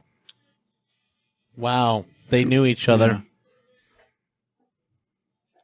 Instead of Chewbacca just being, you know, some kind of slave or something. This is another thing that like in like a cage in Solo. This is also another thing that you imagine. Like, for some reason, yeah, all the Jedi are in such danger that Yoda has to get on an escape pod and go to Dagobah. Yeah. Guess what? That's exactly what happened. Na na na na na, like the Yoda song. When Yoda comes back in The Last Jedi, they play the same song, and no one gave a fuck about it. And in Attack of the Clones, when Yoda fought, everyone gave a fuck about it. We're back on Princess Leia's ship. Well, for the first time. Back for the first time, I should say. Yeah. The traitorous Cody. This shit, I mean, this movie is like just good top to bottom. Like, what? It's like, yeah, there's no serious complaints about this one. It looks cool. Like, the action's cool. And it hits you. It hits you emotionally in a way that's real. It's fucked up. Like, and it's like relentless kind of too. Not Spider-Man turning into dust or whatever. And then they put out the trailer for his next movie before he's even come back. None of that shit. Like, this happened. It happened. There's no outs. There's no redemption. Man. There's no coming back. Yeah, no, Anakin, like, massacred children. Yeah. Like, that has happened in this movie at this point. Like, Jesus.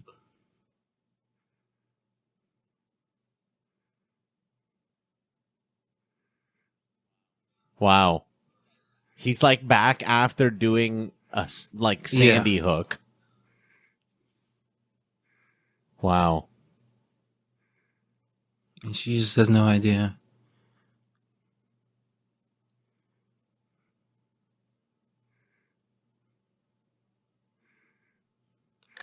And Anakin actually believes it.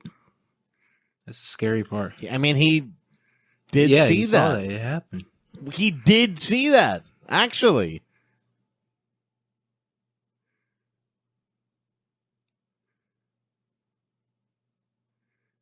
And they asked him to spy on the Chancellor when they weren't supposed to earlier. Yep. They made their bed.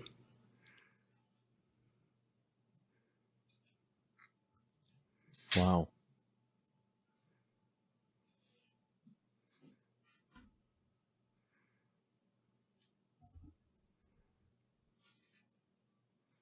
God.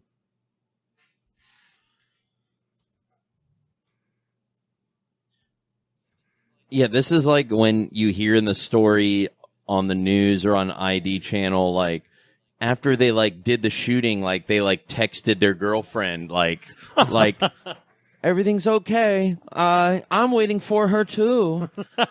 Did you hear what happened on? Did you hear about what happened today? Isn't it crazy? Oh, I think that's very crazy too. Anyway, well, he's under a lot of stress, R2. Wow. And he brought R2 along to murder Obi-Wan. This is like so. That's the thing. Like Anthony Daniels, like you have to understand the prequel trilogy is different than the original trilogy. Sure.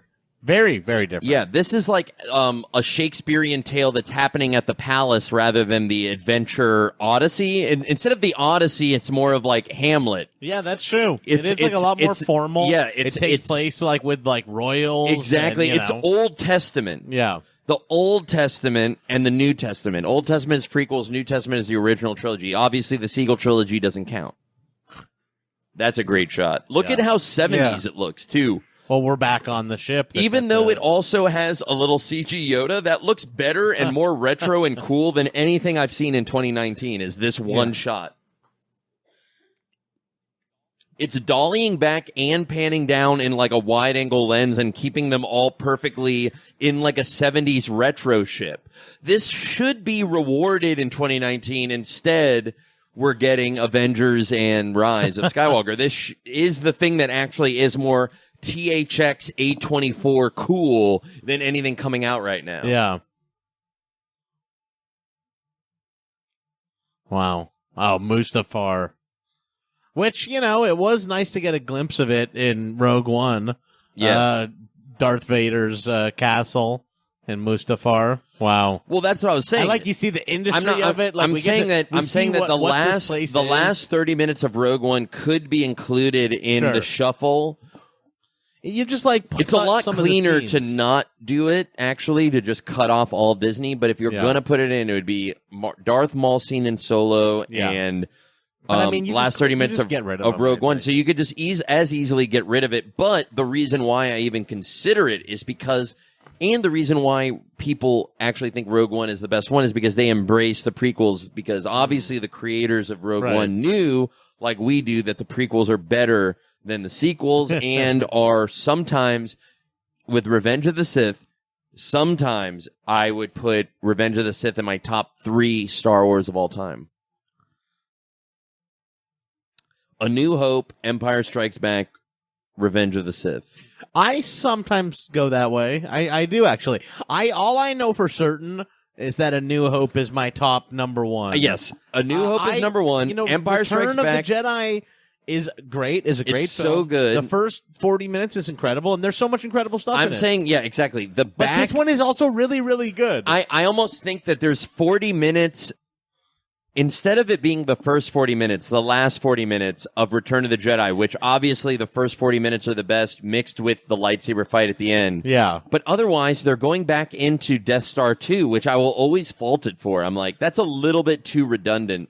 And also the performances are like weird. The worst that they have been. Not in the Ian series. McDermott, not Darth Vader. Yes, Luke is Luke's okay, fine, but yes, Harrison, yeah, exactly. C-3PO is weird. really good, actually. But this movie, like right now, the sequence, even the shot right now, you can string together within this 2.5 hour movie about an hour and a half or an hour that is better than any hour in Return of the Jedi. Yeah. Let's put it that way. I'm not talking about this half is better than this half. I'm saying within all of Revenge of the Sith. Look at that. Even like a little payoff to the next movie. You can find more time that is better and truer Star Wars story and visuals than you can find in Return of the Jedi. Wow, Lord Vader. And the first thing he does, he murders all the people who know too much. He's just the Emperor's little killing machine by then. And, you know, some people say, that's dope. Yeah. Look, this is sick. They're fighting together. Obi-Wan and Yoda are fighting together, worthy of the Jedi Archives. To get into the Jedi Archives, by the way. to warn the other Jedi. But also, Anakin, you have to understand, and of course, the Senate Rotunda that they established in Episode 1. This is something not in the original trilogy that is all about the bureaucracy of how I love the Senate Rotunda. fascism rises with applause. Yeah. It doesn't rise through the people. He's actually blaming the political class. Yeah. For school shootings, fascism. He's blaming like failed liberalism and bureaucracy for the rise of fascism. And the Jedi are like, oh yeah, morally we're okay. Yeah, we're complacent. Well, everything's the okay. Jedi are like, the people must like handle their own affairs, and we can't get involved. Yeah, in that don't kind of do stuff. it.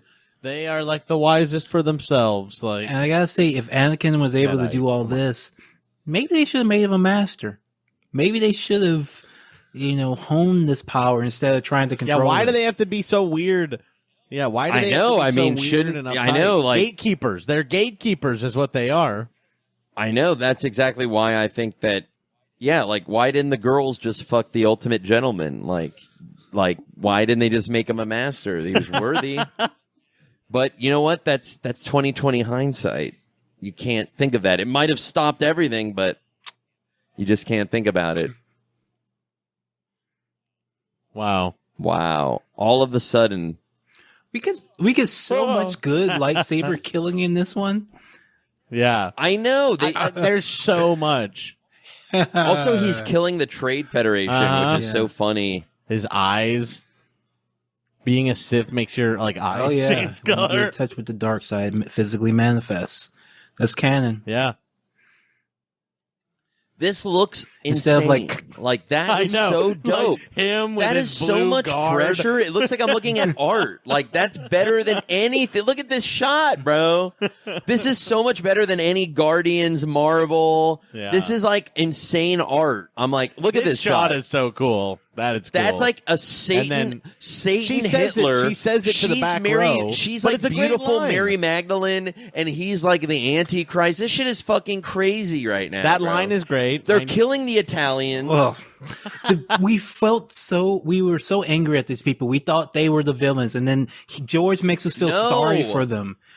George makes Yes, because we all understand how it rises, how it works. He's warning us. He's warning us with alien. He's pretending that they're alien tales, even though if an alien saw them, they would understand it more. In order to have a fake portal of abstraction to just give it back to us, to actually deliver the spoonful of sugar with the medicine of how to stop fascism, how to stop these things. But because the corporations were against it, we deny them as silly. We're like, this is silly. George, why did you give us something so silly? This is like the most serious people thing also I've are- ever seen in my life. and everyone's like, remember how silly Jar Jar was with the poo-poo doo-doo? We're like, this predicts fucking school shooters and fascism, and he's warning us, and he's using aliens to tell us about democracy and the failures of our bureaucratic liberalism. And everyone's like, I remember when there was like doo-doo on Jar Jar's foot because the corporations told you to think that. and the heartbreak in Obi-Wan finding out the truth about Anakin. Oh, it's yeah. just crushing. That's actual character stuff. That's not Poe Dameron stuff. That's not Jyn Erso stuff. That's I will not kill Obi-Wan. Anakin even if I saw that. This is like asking the craziest thing ever of someone. You have to kill your brother. Yoda is like, when we meet Yoda, we know that he asked Obi-Wan to kill his own brother, which is Luke's dad. Like, that shit is so Shakespearean and crazy, and we don't even think about how perfect that storytelling is. At all. This is the most beautiful, crazy climax you could ever have in our own. Yeah, this one We is like, had a Shakespeare in 2005, and the great fucking irony is that we all pretended it's terrible. Now Look at that shot. This one does That's really fucking feel beautiful. This one does really feel unimpeachably good. Yes. 2 is the most sort of debatable. 1 is the most, I think, unfairly maligned. But this one is the most like sort of unimpeachable. Look at this shot. That's better than any shot I've ever seen in my life. That last shot. And it's just the stakes. The stakes just keep. It's all. The stakes could not be higher. We're talking about a Bible on another planet. It's 30. A Bible on another 30 planet. years of our dreams all coming to this point, and it lived up. And to it's perfectly. Right now, we're watching something that was shot in 2004. It is so perfectly timeless. It does look just timeless, like, as good as anything. Timeless. The most beautiful girl in the world at the time. Ewan McGregor, the most charming Jedi guy you could ever find. He looked through Danny Boyle and Trainspotting. Everyone is perfect. The sets are perfect. The costume was the highest level costume designer you can get. Everything was perfect. It was all an independent film. There's a statue behind them. Look at all of the cars flying. It's like living in Fifth Element times a million with Christ. Yes. This is the greatest Bible tale. This is the best thing we could ever ask for. Admit it. It's true, folks. Look, you're going to kill him. This good. You're going to kill him, aren't you? He's become a very my great threat. God. He's like, I don't want to say. That's the scariest shit. Also, like, Anakin's like, don't you ever make me a cuck, Obi-Wan. Obi-Wan, you're trying to cuck me. That's like that's another predictive element of George. He's like, no, you brought him to cuck me. You're going to cuck me in front of me. Wow. On Mustafar of our places. I like when we came to Mustafar earlier, we immediately saw like what their industry was. They were like pulling things out with like giant lava here and lava there, lava, la. They're like when lava you merchants. sing the la song, lava, And lava. him just waiting with that cloak blowing, looking pimp as Pouring hell. molten here, pouring molten there. The lava bots go la. Come on. And he's still crying. He's crying. Wow. And a scar. And a hood. Great. And Look at that. beautiful light.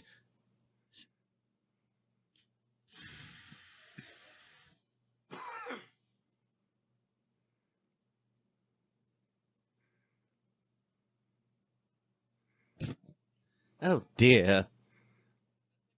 That's like that was just a great shot. Like, I know, you're just like, we're on this like big glare coming from the so much better than any of this fucking bullshit. Oh. Another good C-3PO moment. Like, that's a moment that we give him.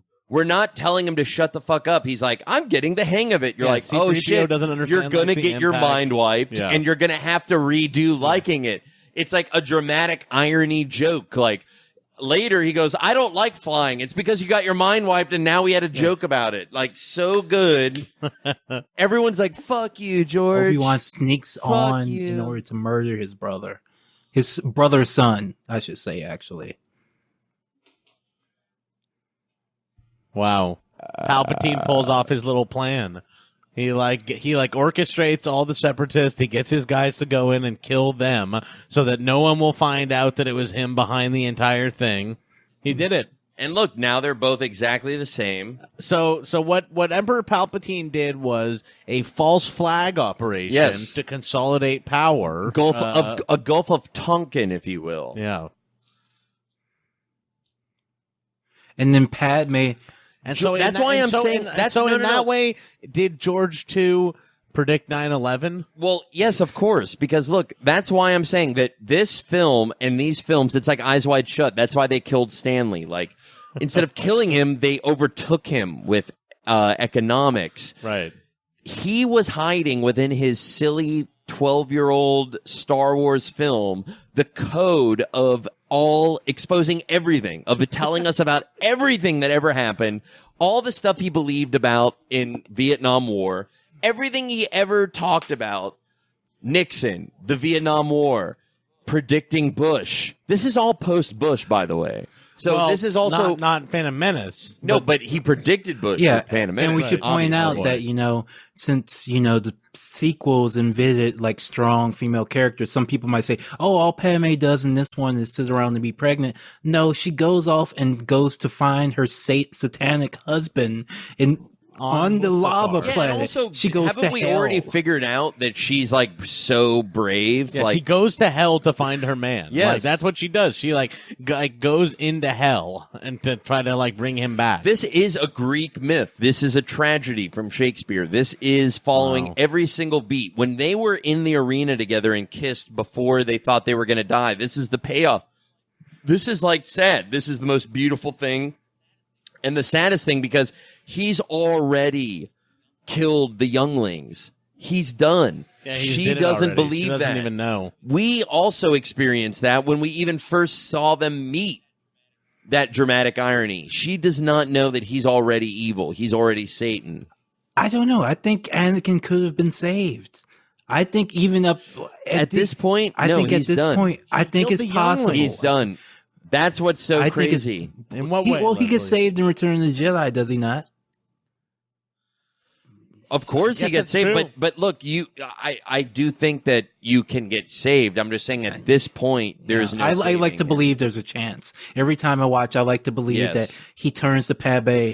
That there was a version of the movie that he goes like, Padme, you're right, let's leave! We must leave, get out of here now, Obi-Wan, my friend, thank God you're here, let's get on a skiff and skadoodle! They just go and kill Palpatine immediately. Palpatine, your head will be on my platter! Wow. But that's why it's so compelling, is because these prequels, Leslie, have led you to believe there is a world. Until this is when I cried. That's when I cried. I didn't cry the whole series until she said, "You're breaking my heart," because she truly. I was also thinking, I was like, what if Hayden right before that take was like, "Actually, Natalie, we're done. We're through." Like since Attack of the Clones, they'd been together, and then George was like, "Do it. I'll break up with her. Break up with her, Hayden." You remember that thing we talked about at the Holiday Inn the other day? I don't want to do it, at George. the Holiday Inn, Sydney. Oh wow! Here to kill me. I don't want fucking choking George. her. Are you sure we should do it, Anakin? I want you to do it right before the take. Something my friend Stanley. You're Kubrick. pregnant. Fucking wow! What a piece of shit. He is too far gone. Yes. Well, it's Obi-Wan's fault. Yep. Also, that's why these things are so memeable. It's the same way the Bible quotes can be put on any picture of the beach. They're very basic, and that's what I'm saying. Exactly, that's right. You have done that to yourself. Can apply to almost any moment in the world where someone fucks up, and it's easily translatable. Yeah, there's no nuance, which is also a curse, a nuanced curse of the momentism. This is truly the craziest thing. Wow.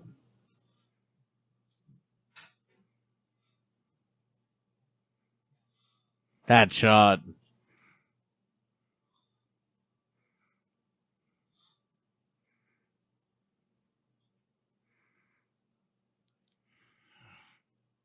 Liberals. Yeah.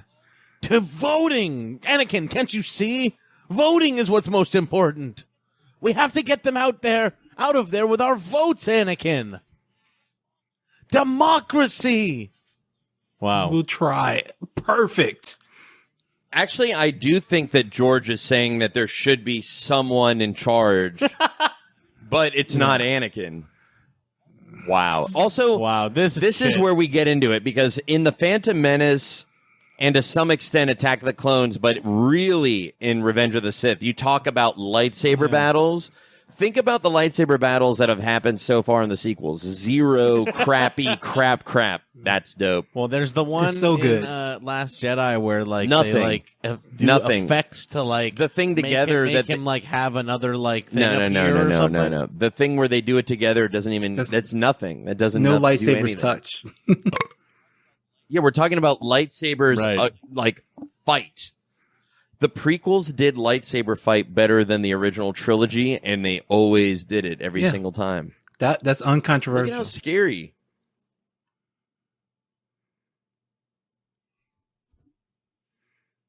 See, Yoda wasn't expecting that shit. Wasn't ready for that shit. Scary. Look at this. Jesus. This is the craziest fight. So insane. Also, it's Yeah. them doing it. Through a lava planet, which is a new planet, which George said, and everyone knows, every planet should be an entirely new environment. Brand new planet, lava planet. They haven't really immediately done that in the new ones, have they? Look, going through a corridor that's a practical set. Into That shot that they just did has been stolen so many times, by the way. Going through that corridor fighting, that's been stolen a lot since this.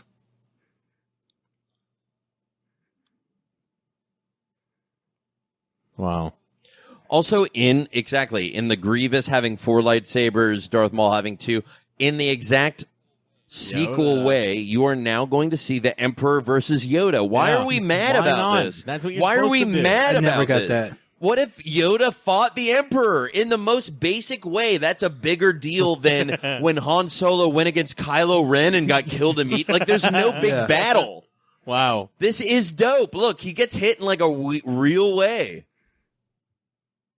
And you know, at this point, Yoda could have stopped it all if he was strong enough. He could have ended it. I know. That's what he'll always wrestle with. You can tell he's wrestling with that in Dagobah. He thinks he failed. If he would have killed Darth Sidious right now, all of it would have been over. So he lives in Dagobah as a hermit with frogs on his dick, thinking that it's all because of him that everything happened. Like a hermit. Like the biggest stakes in the biggest film franchise of all time. Come on. Yeah. And it's with characters we know. The unassuming, yes, exactly. We all 4 of these characters we know in a way that's generational. We don't even know it in a way that's like last year's Spider-Man Homecoming came out, and I know who the fucking guy is who did the selfie video. We know, and I'm looking for that payoff in the new. This is like we know it in 2 ways actually, both within just this trilogy on its own, and in the 20, 30-year-old sort of but that's how he thinks. Yeah. That's why I'm saying we are so stupid for ever criticizing. He's thinking in terms of hundreds of years. Hundreds of years. He set up the Senate Rotunda in Phantom Menace in order to pay this off. It's so cool.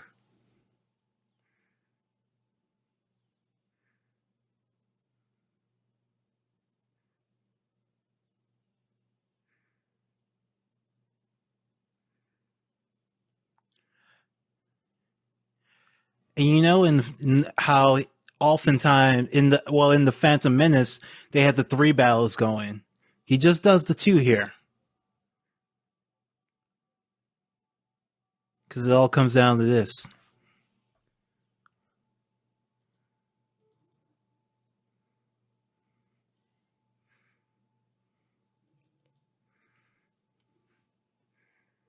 Wow. Beautiful. Such a cool planet. This is also, look at how distinct.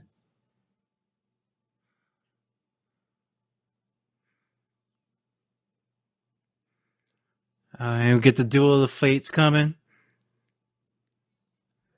It's so distinct. The Emperor. God, this is the best song. Reverse Boyhood Shakespearean actor Ian McDiarmid versus Yoda. Frank Oz. Now digital. He can fight. Versus Anakin Skywalker, who becomes Darth Vader. Versus Obi-Wan Kenobi, played by Ewan McGregor as Alec Guinness. All of these characters we track with, we know exactly what their intentions are, what their goals are, why they're fighting, who they're fighting for. Anakin and the Emperor line up. Yoda and Obi-Wan line up. But they also have different histories and different prides that they're dealing with. This is all so trackable in this movie. What will Poe Dameron fight for in The Rise of Skywalker? Saving the things, friends you love, instead of fighting the things. Fucking Laura Dern. Well, she's dead, actually. Yeah.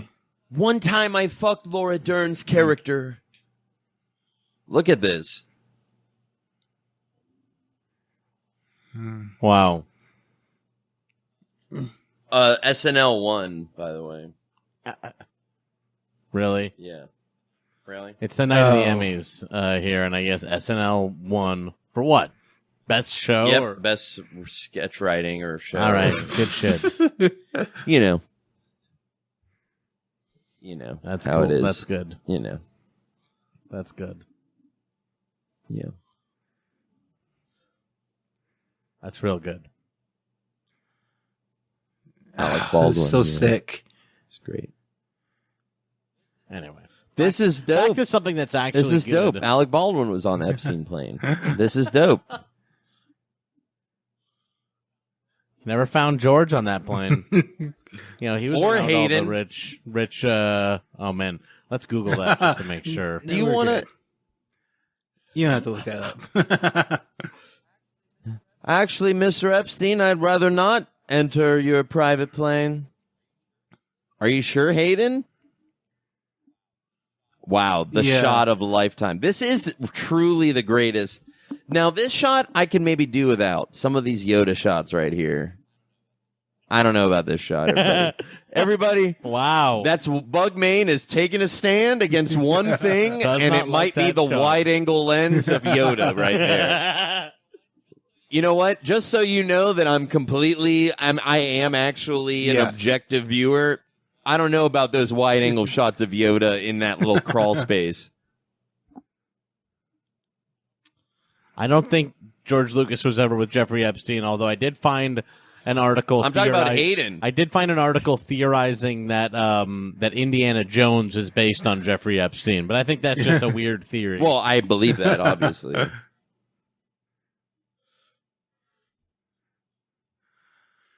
So Yoda has lost. He has failed the Republic and the whole galaxy. He has to run away with his tail between his legs. This is a lava planet that they're on. Obi-Wan Kenobi and Anakin Skywalker. This is what like I was saying before. This thing. Imagine this. No. Imagine this. You're watching the prequels after the original trilogy, and you're seeing this. Now imagine you're watching them before, and you see Alec Guinness go like, "Yeah, we were friends." Like you are like, "Whoa, back. Bro."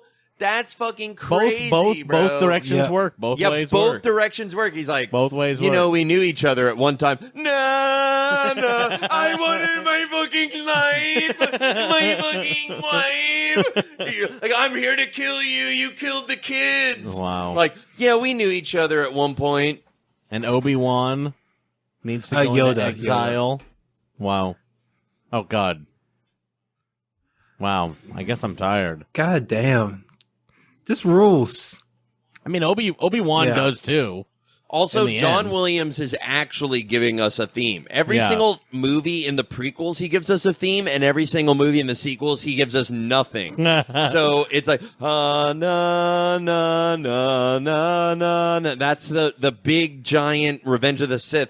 Na, na, na, na, na, na, na, na, na, na, na, na, na, na, na. That's the love theme.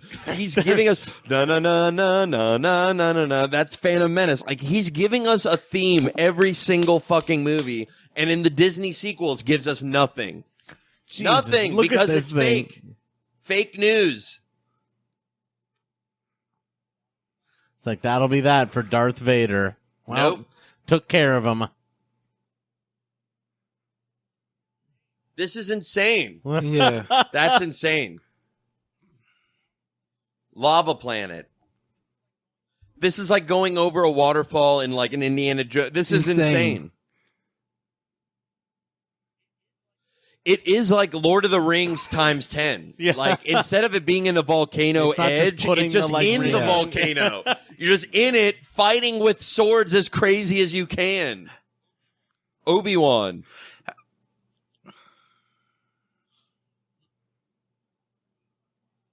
Wow. That's sad. He's insane. He's like real. The Jedi are evil. He's insane. It's like talking to, it is like they're like, oh, like Anakin is like, he's a robotic actor. No, at this point, he's robotic. He's just like, from my point of view, the Jedi, like, it's like, he killed all the kids. You look at Ewan, he's looking away. Ewan is like looking down. He's like, what the fuck are you talking about, dude? Balance. Good moves. Man. Hmm.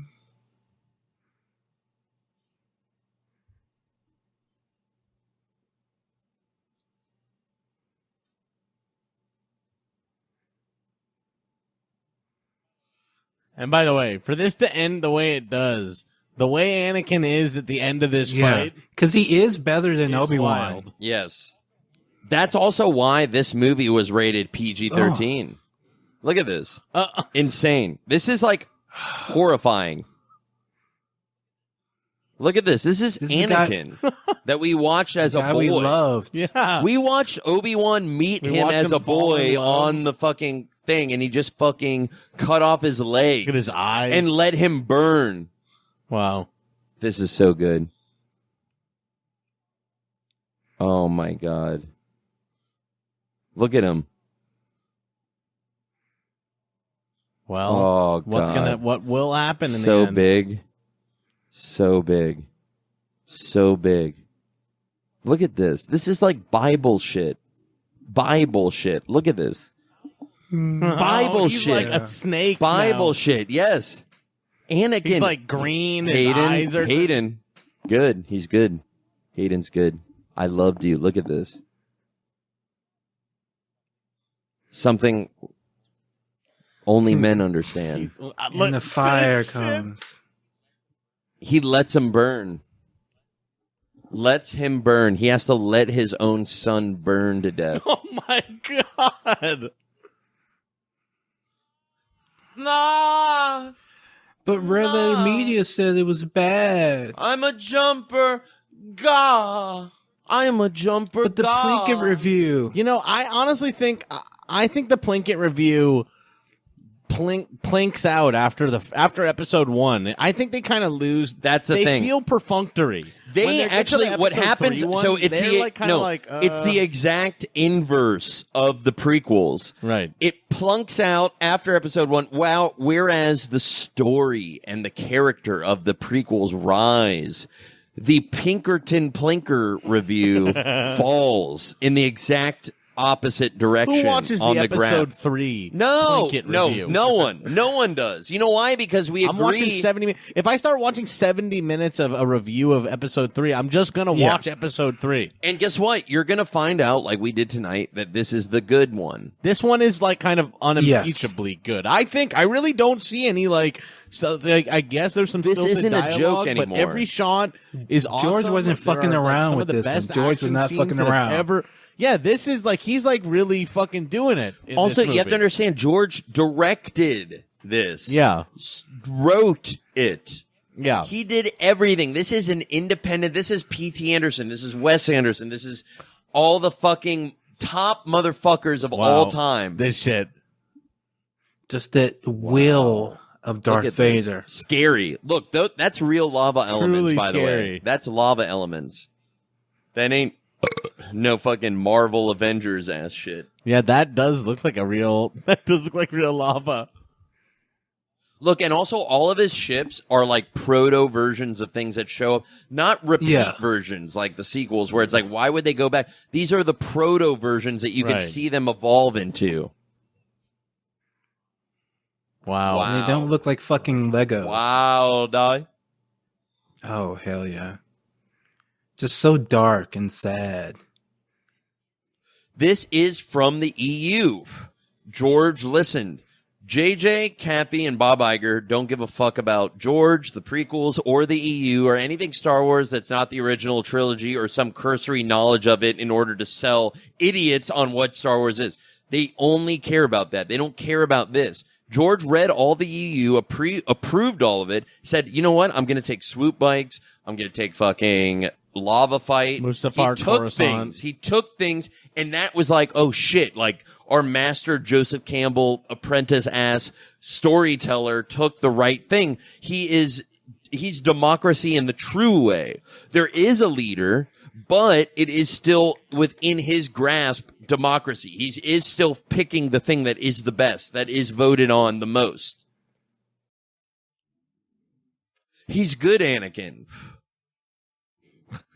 He will bring balance. And look, we get, and these are new aliens, right? This is a new planet. This is new aliens. They are all new. The way that movies were before George sold to Disney is the way that the Republic was and the state of the films of Star Wars were. Once it's sold, it turned into the exact thing that it is. It's JJ. It's a Republic I don't believe in, a world I don't believe in. It's all 1-to-1. 1-to-1 every time. It mirrors it perfectly. It's like the Ultimate Warrior doing his own eulogy.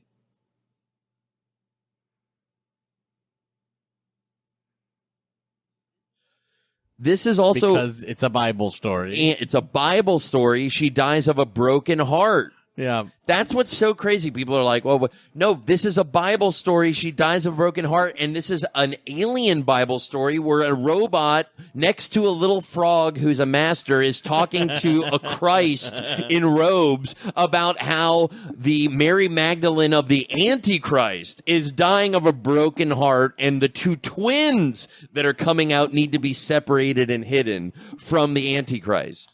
God, this shot too. Look at that.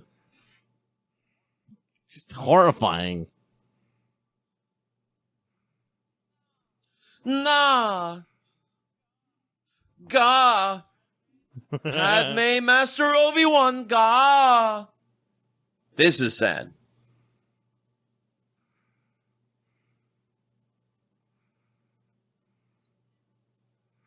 Wow. Christ. This is alien. That's what I was saying. Let's connect it all the way to the beginning of the episode, what I was saying.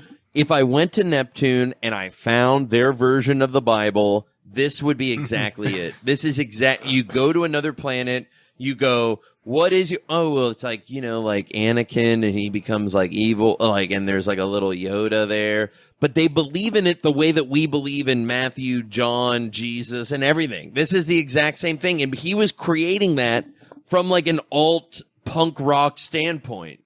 What would it be? What would a Bible be for Neptune? Wow. I mean, yeah, well, it's just true. A lot of this was inspired by like Jack Kirby and the New Gods. They say that like no, but Dark the Side. most No, I'm saying Dark Side, and I think that that's what Jack Kirby was trying to do with the New Gods. Gods Every single thing too. that Joseph Campbell, George, it all starts with the Bible. Wow, that shot's great. It's so crispy clean. It's like Coca-Cola. It's like perfect. Perfect shot. Bing!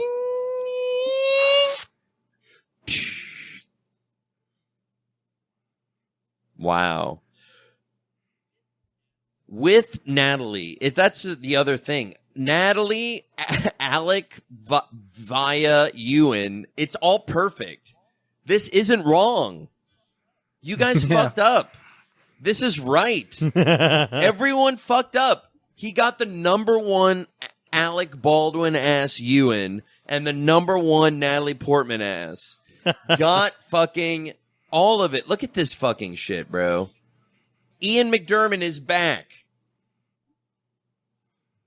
Wow. Wow.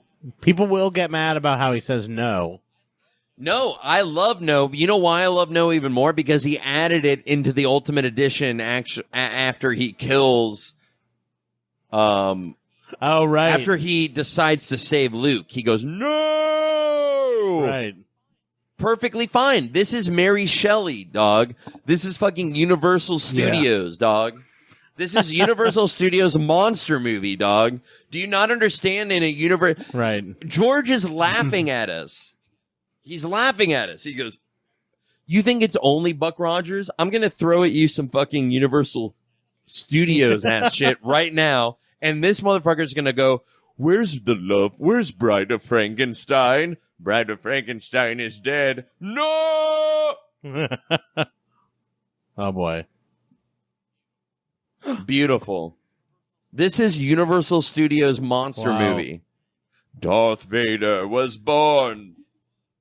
Ed Wood. Beautiful. Crystal clear. Ian McDiarmid.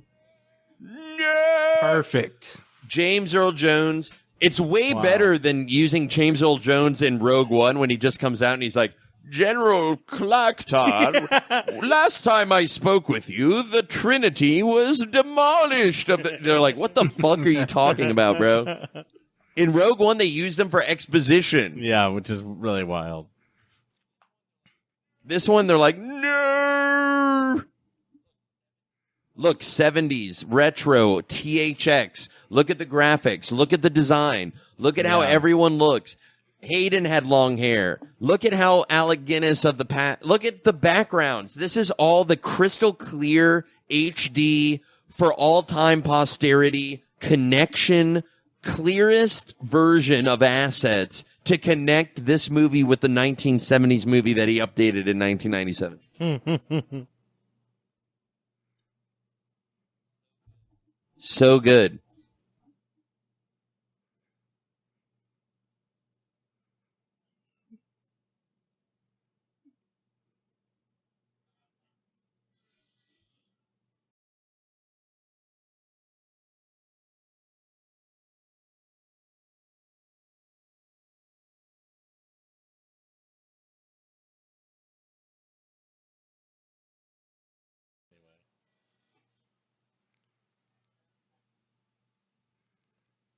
And Force Ghosts. Wow.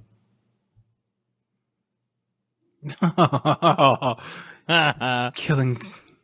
That's a R2 good tale. laughs at him too. And also, R2 and C-3PO were there for the whole time. Right. They were there. And in the new one, of course, R2 is And thrown Naboo. under This a is seat. Naboo. Beautiful.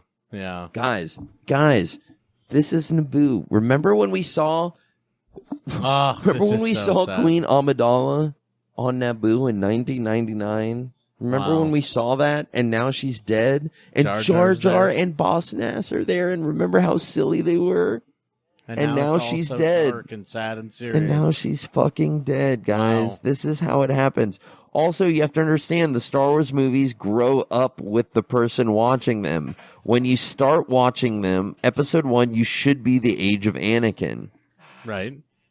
And by the time Now you should learn about how evil happens. But guess what?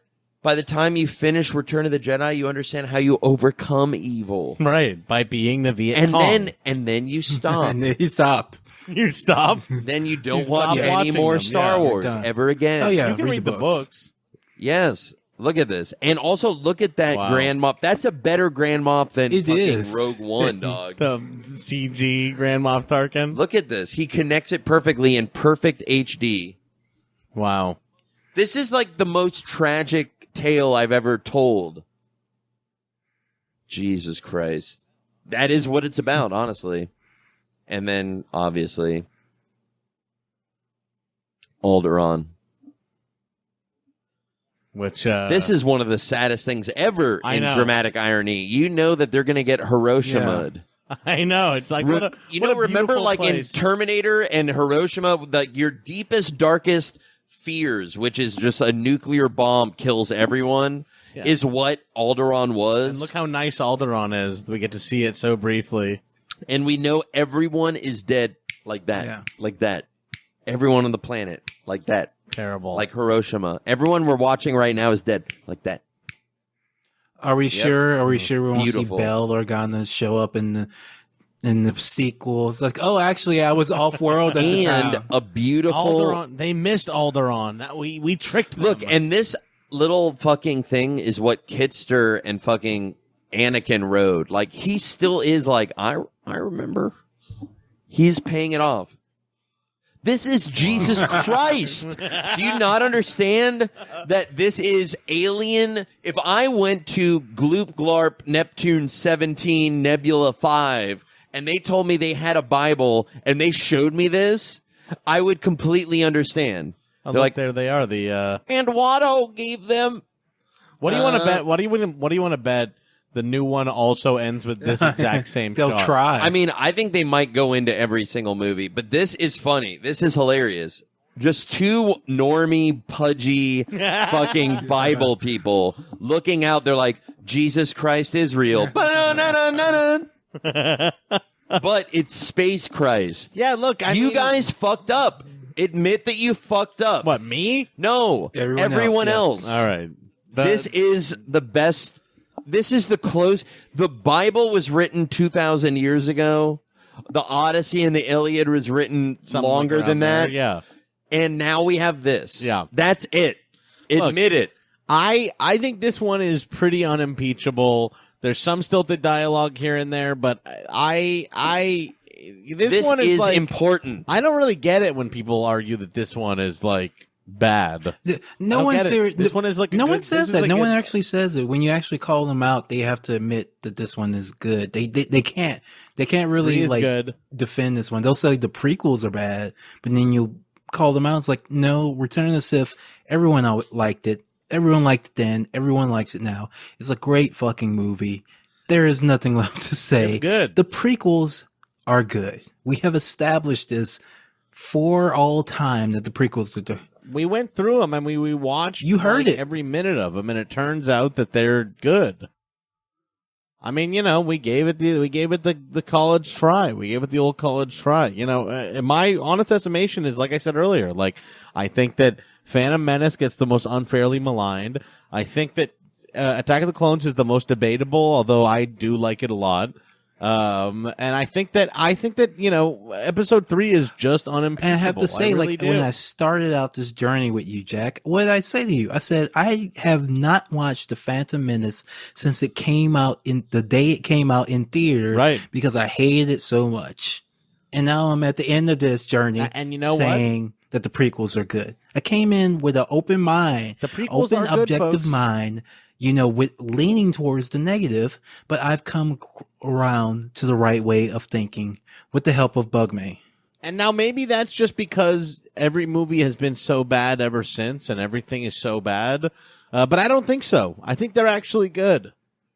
Yeah, I would challenge anyone to tell me what is wrong here. What did we do wrong? How did we watch this wrong? Please point me to the minute of this, entire journey where we were wrong. But I actually want to, shout out to the people who have reached out to me and said, you know what? I'm starting to like the prequels too. You know what? I've been afraid to talk about how much I like the prequels, but your show is giving me power, giving me hope. And it's a wonderful thing to hear. So we've talked enough about the haters. Let's talk about the lovers. Let's talk about the people who know that the prequels are real. They're what happened and they're good. And we're so proud of you for coming out. Speak loud, speak proud, say it with your whole chest. Speak loud. Don't be afraid of don't be afraid of the losers and the haters out there, because they're about to have a very bad Christmas when that movie comes out. They're going to have a very bad time when that movie comes out. They're going to have a hard time, because then the whole thing will be complete, and then they'll have to put that up against the prequels, and we'll have to, they'll have to reckon with that. We're gonna have to actually break this down on the trilogy level and how things look as a complete trilogy, and it's not going to be pretty, folks. Sequel lovers, it's not going to be pretty, sequel lovers. All right, well, Bug left the room because, that's what happens. But that was Bugmain who was guesting. We will be appearing with Bugmain, me and Leslie here. A struggle session will be appearing with Bugmain on the Bug Tour, which is we're going to be in Milwaukee on October 3rd, Cleveland, October 4th, and Detroit, October 5th. Kate is coming too. We're going to do Jack AM and Struggle Session, and Bug is going to do, his Old Town revival, with some preaching, some lying, some motivational speech, all sorts of shit. It's going to be a lot of fun. You can go to shop.bazizio.com to get tickets, and Leslie and I are going to be there. It should be a very fun show. Wear your prequels gear. Wear your prequels to. Yeah. Get signed by the signed. Bug himself. Yeah. All right, folks, that was Struggle Session, our journey through the Star Wars prequels. We'll be back with another commentary track very soon. Maybe we'll do the OT. Maybe we'll do the OT. I don't know. We'll see. You know, the whole question is, Leslie, if we do the original trilogy, do we do the special editions? Do we do these ones that are like the theatrical version that people have put out? Like, which one do you do? Whatever is available on like rawbg.com, probably. Wherever the best, all right, well, wherever the best torrent going around is. All right. Well, good times. We'll talk to you later. Peace. Bye, everyone.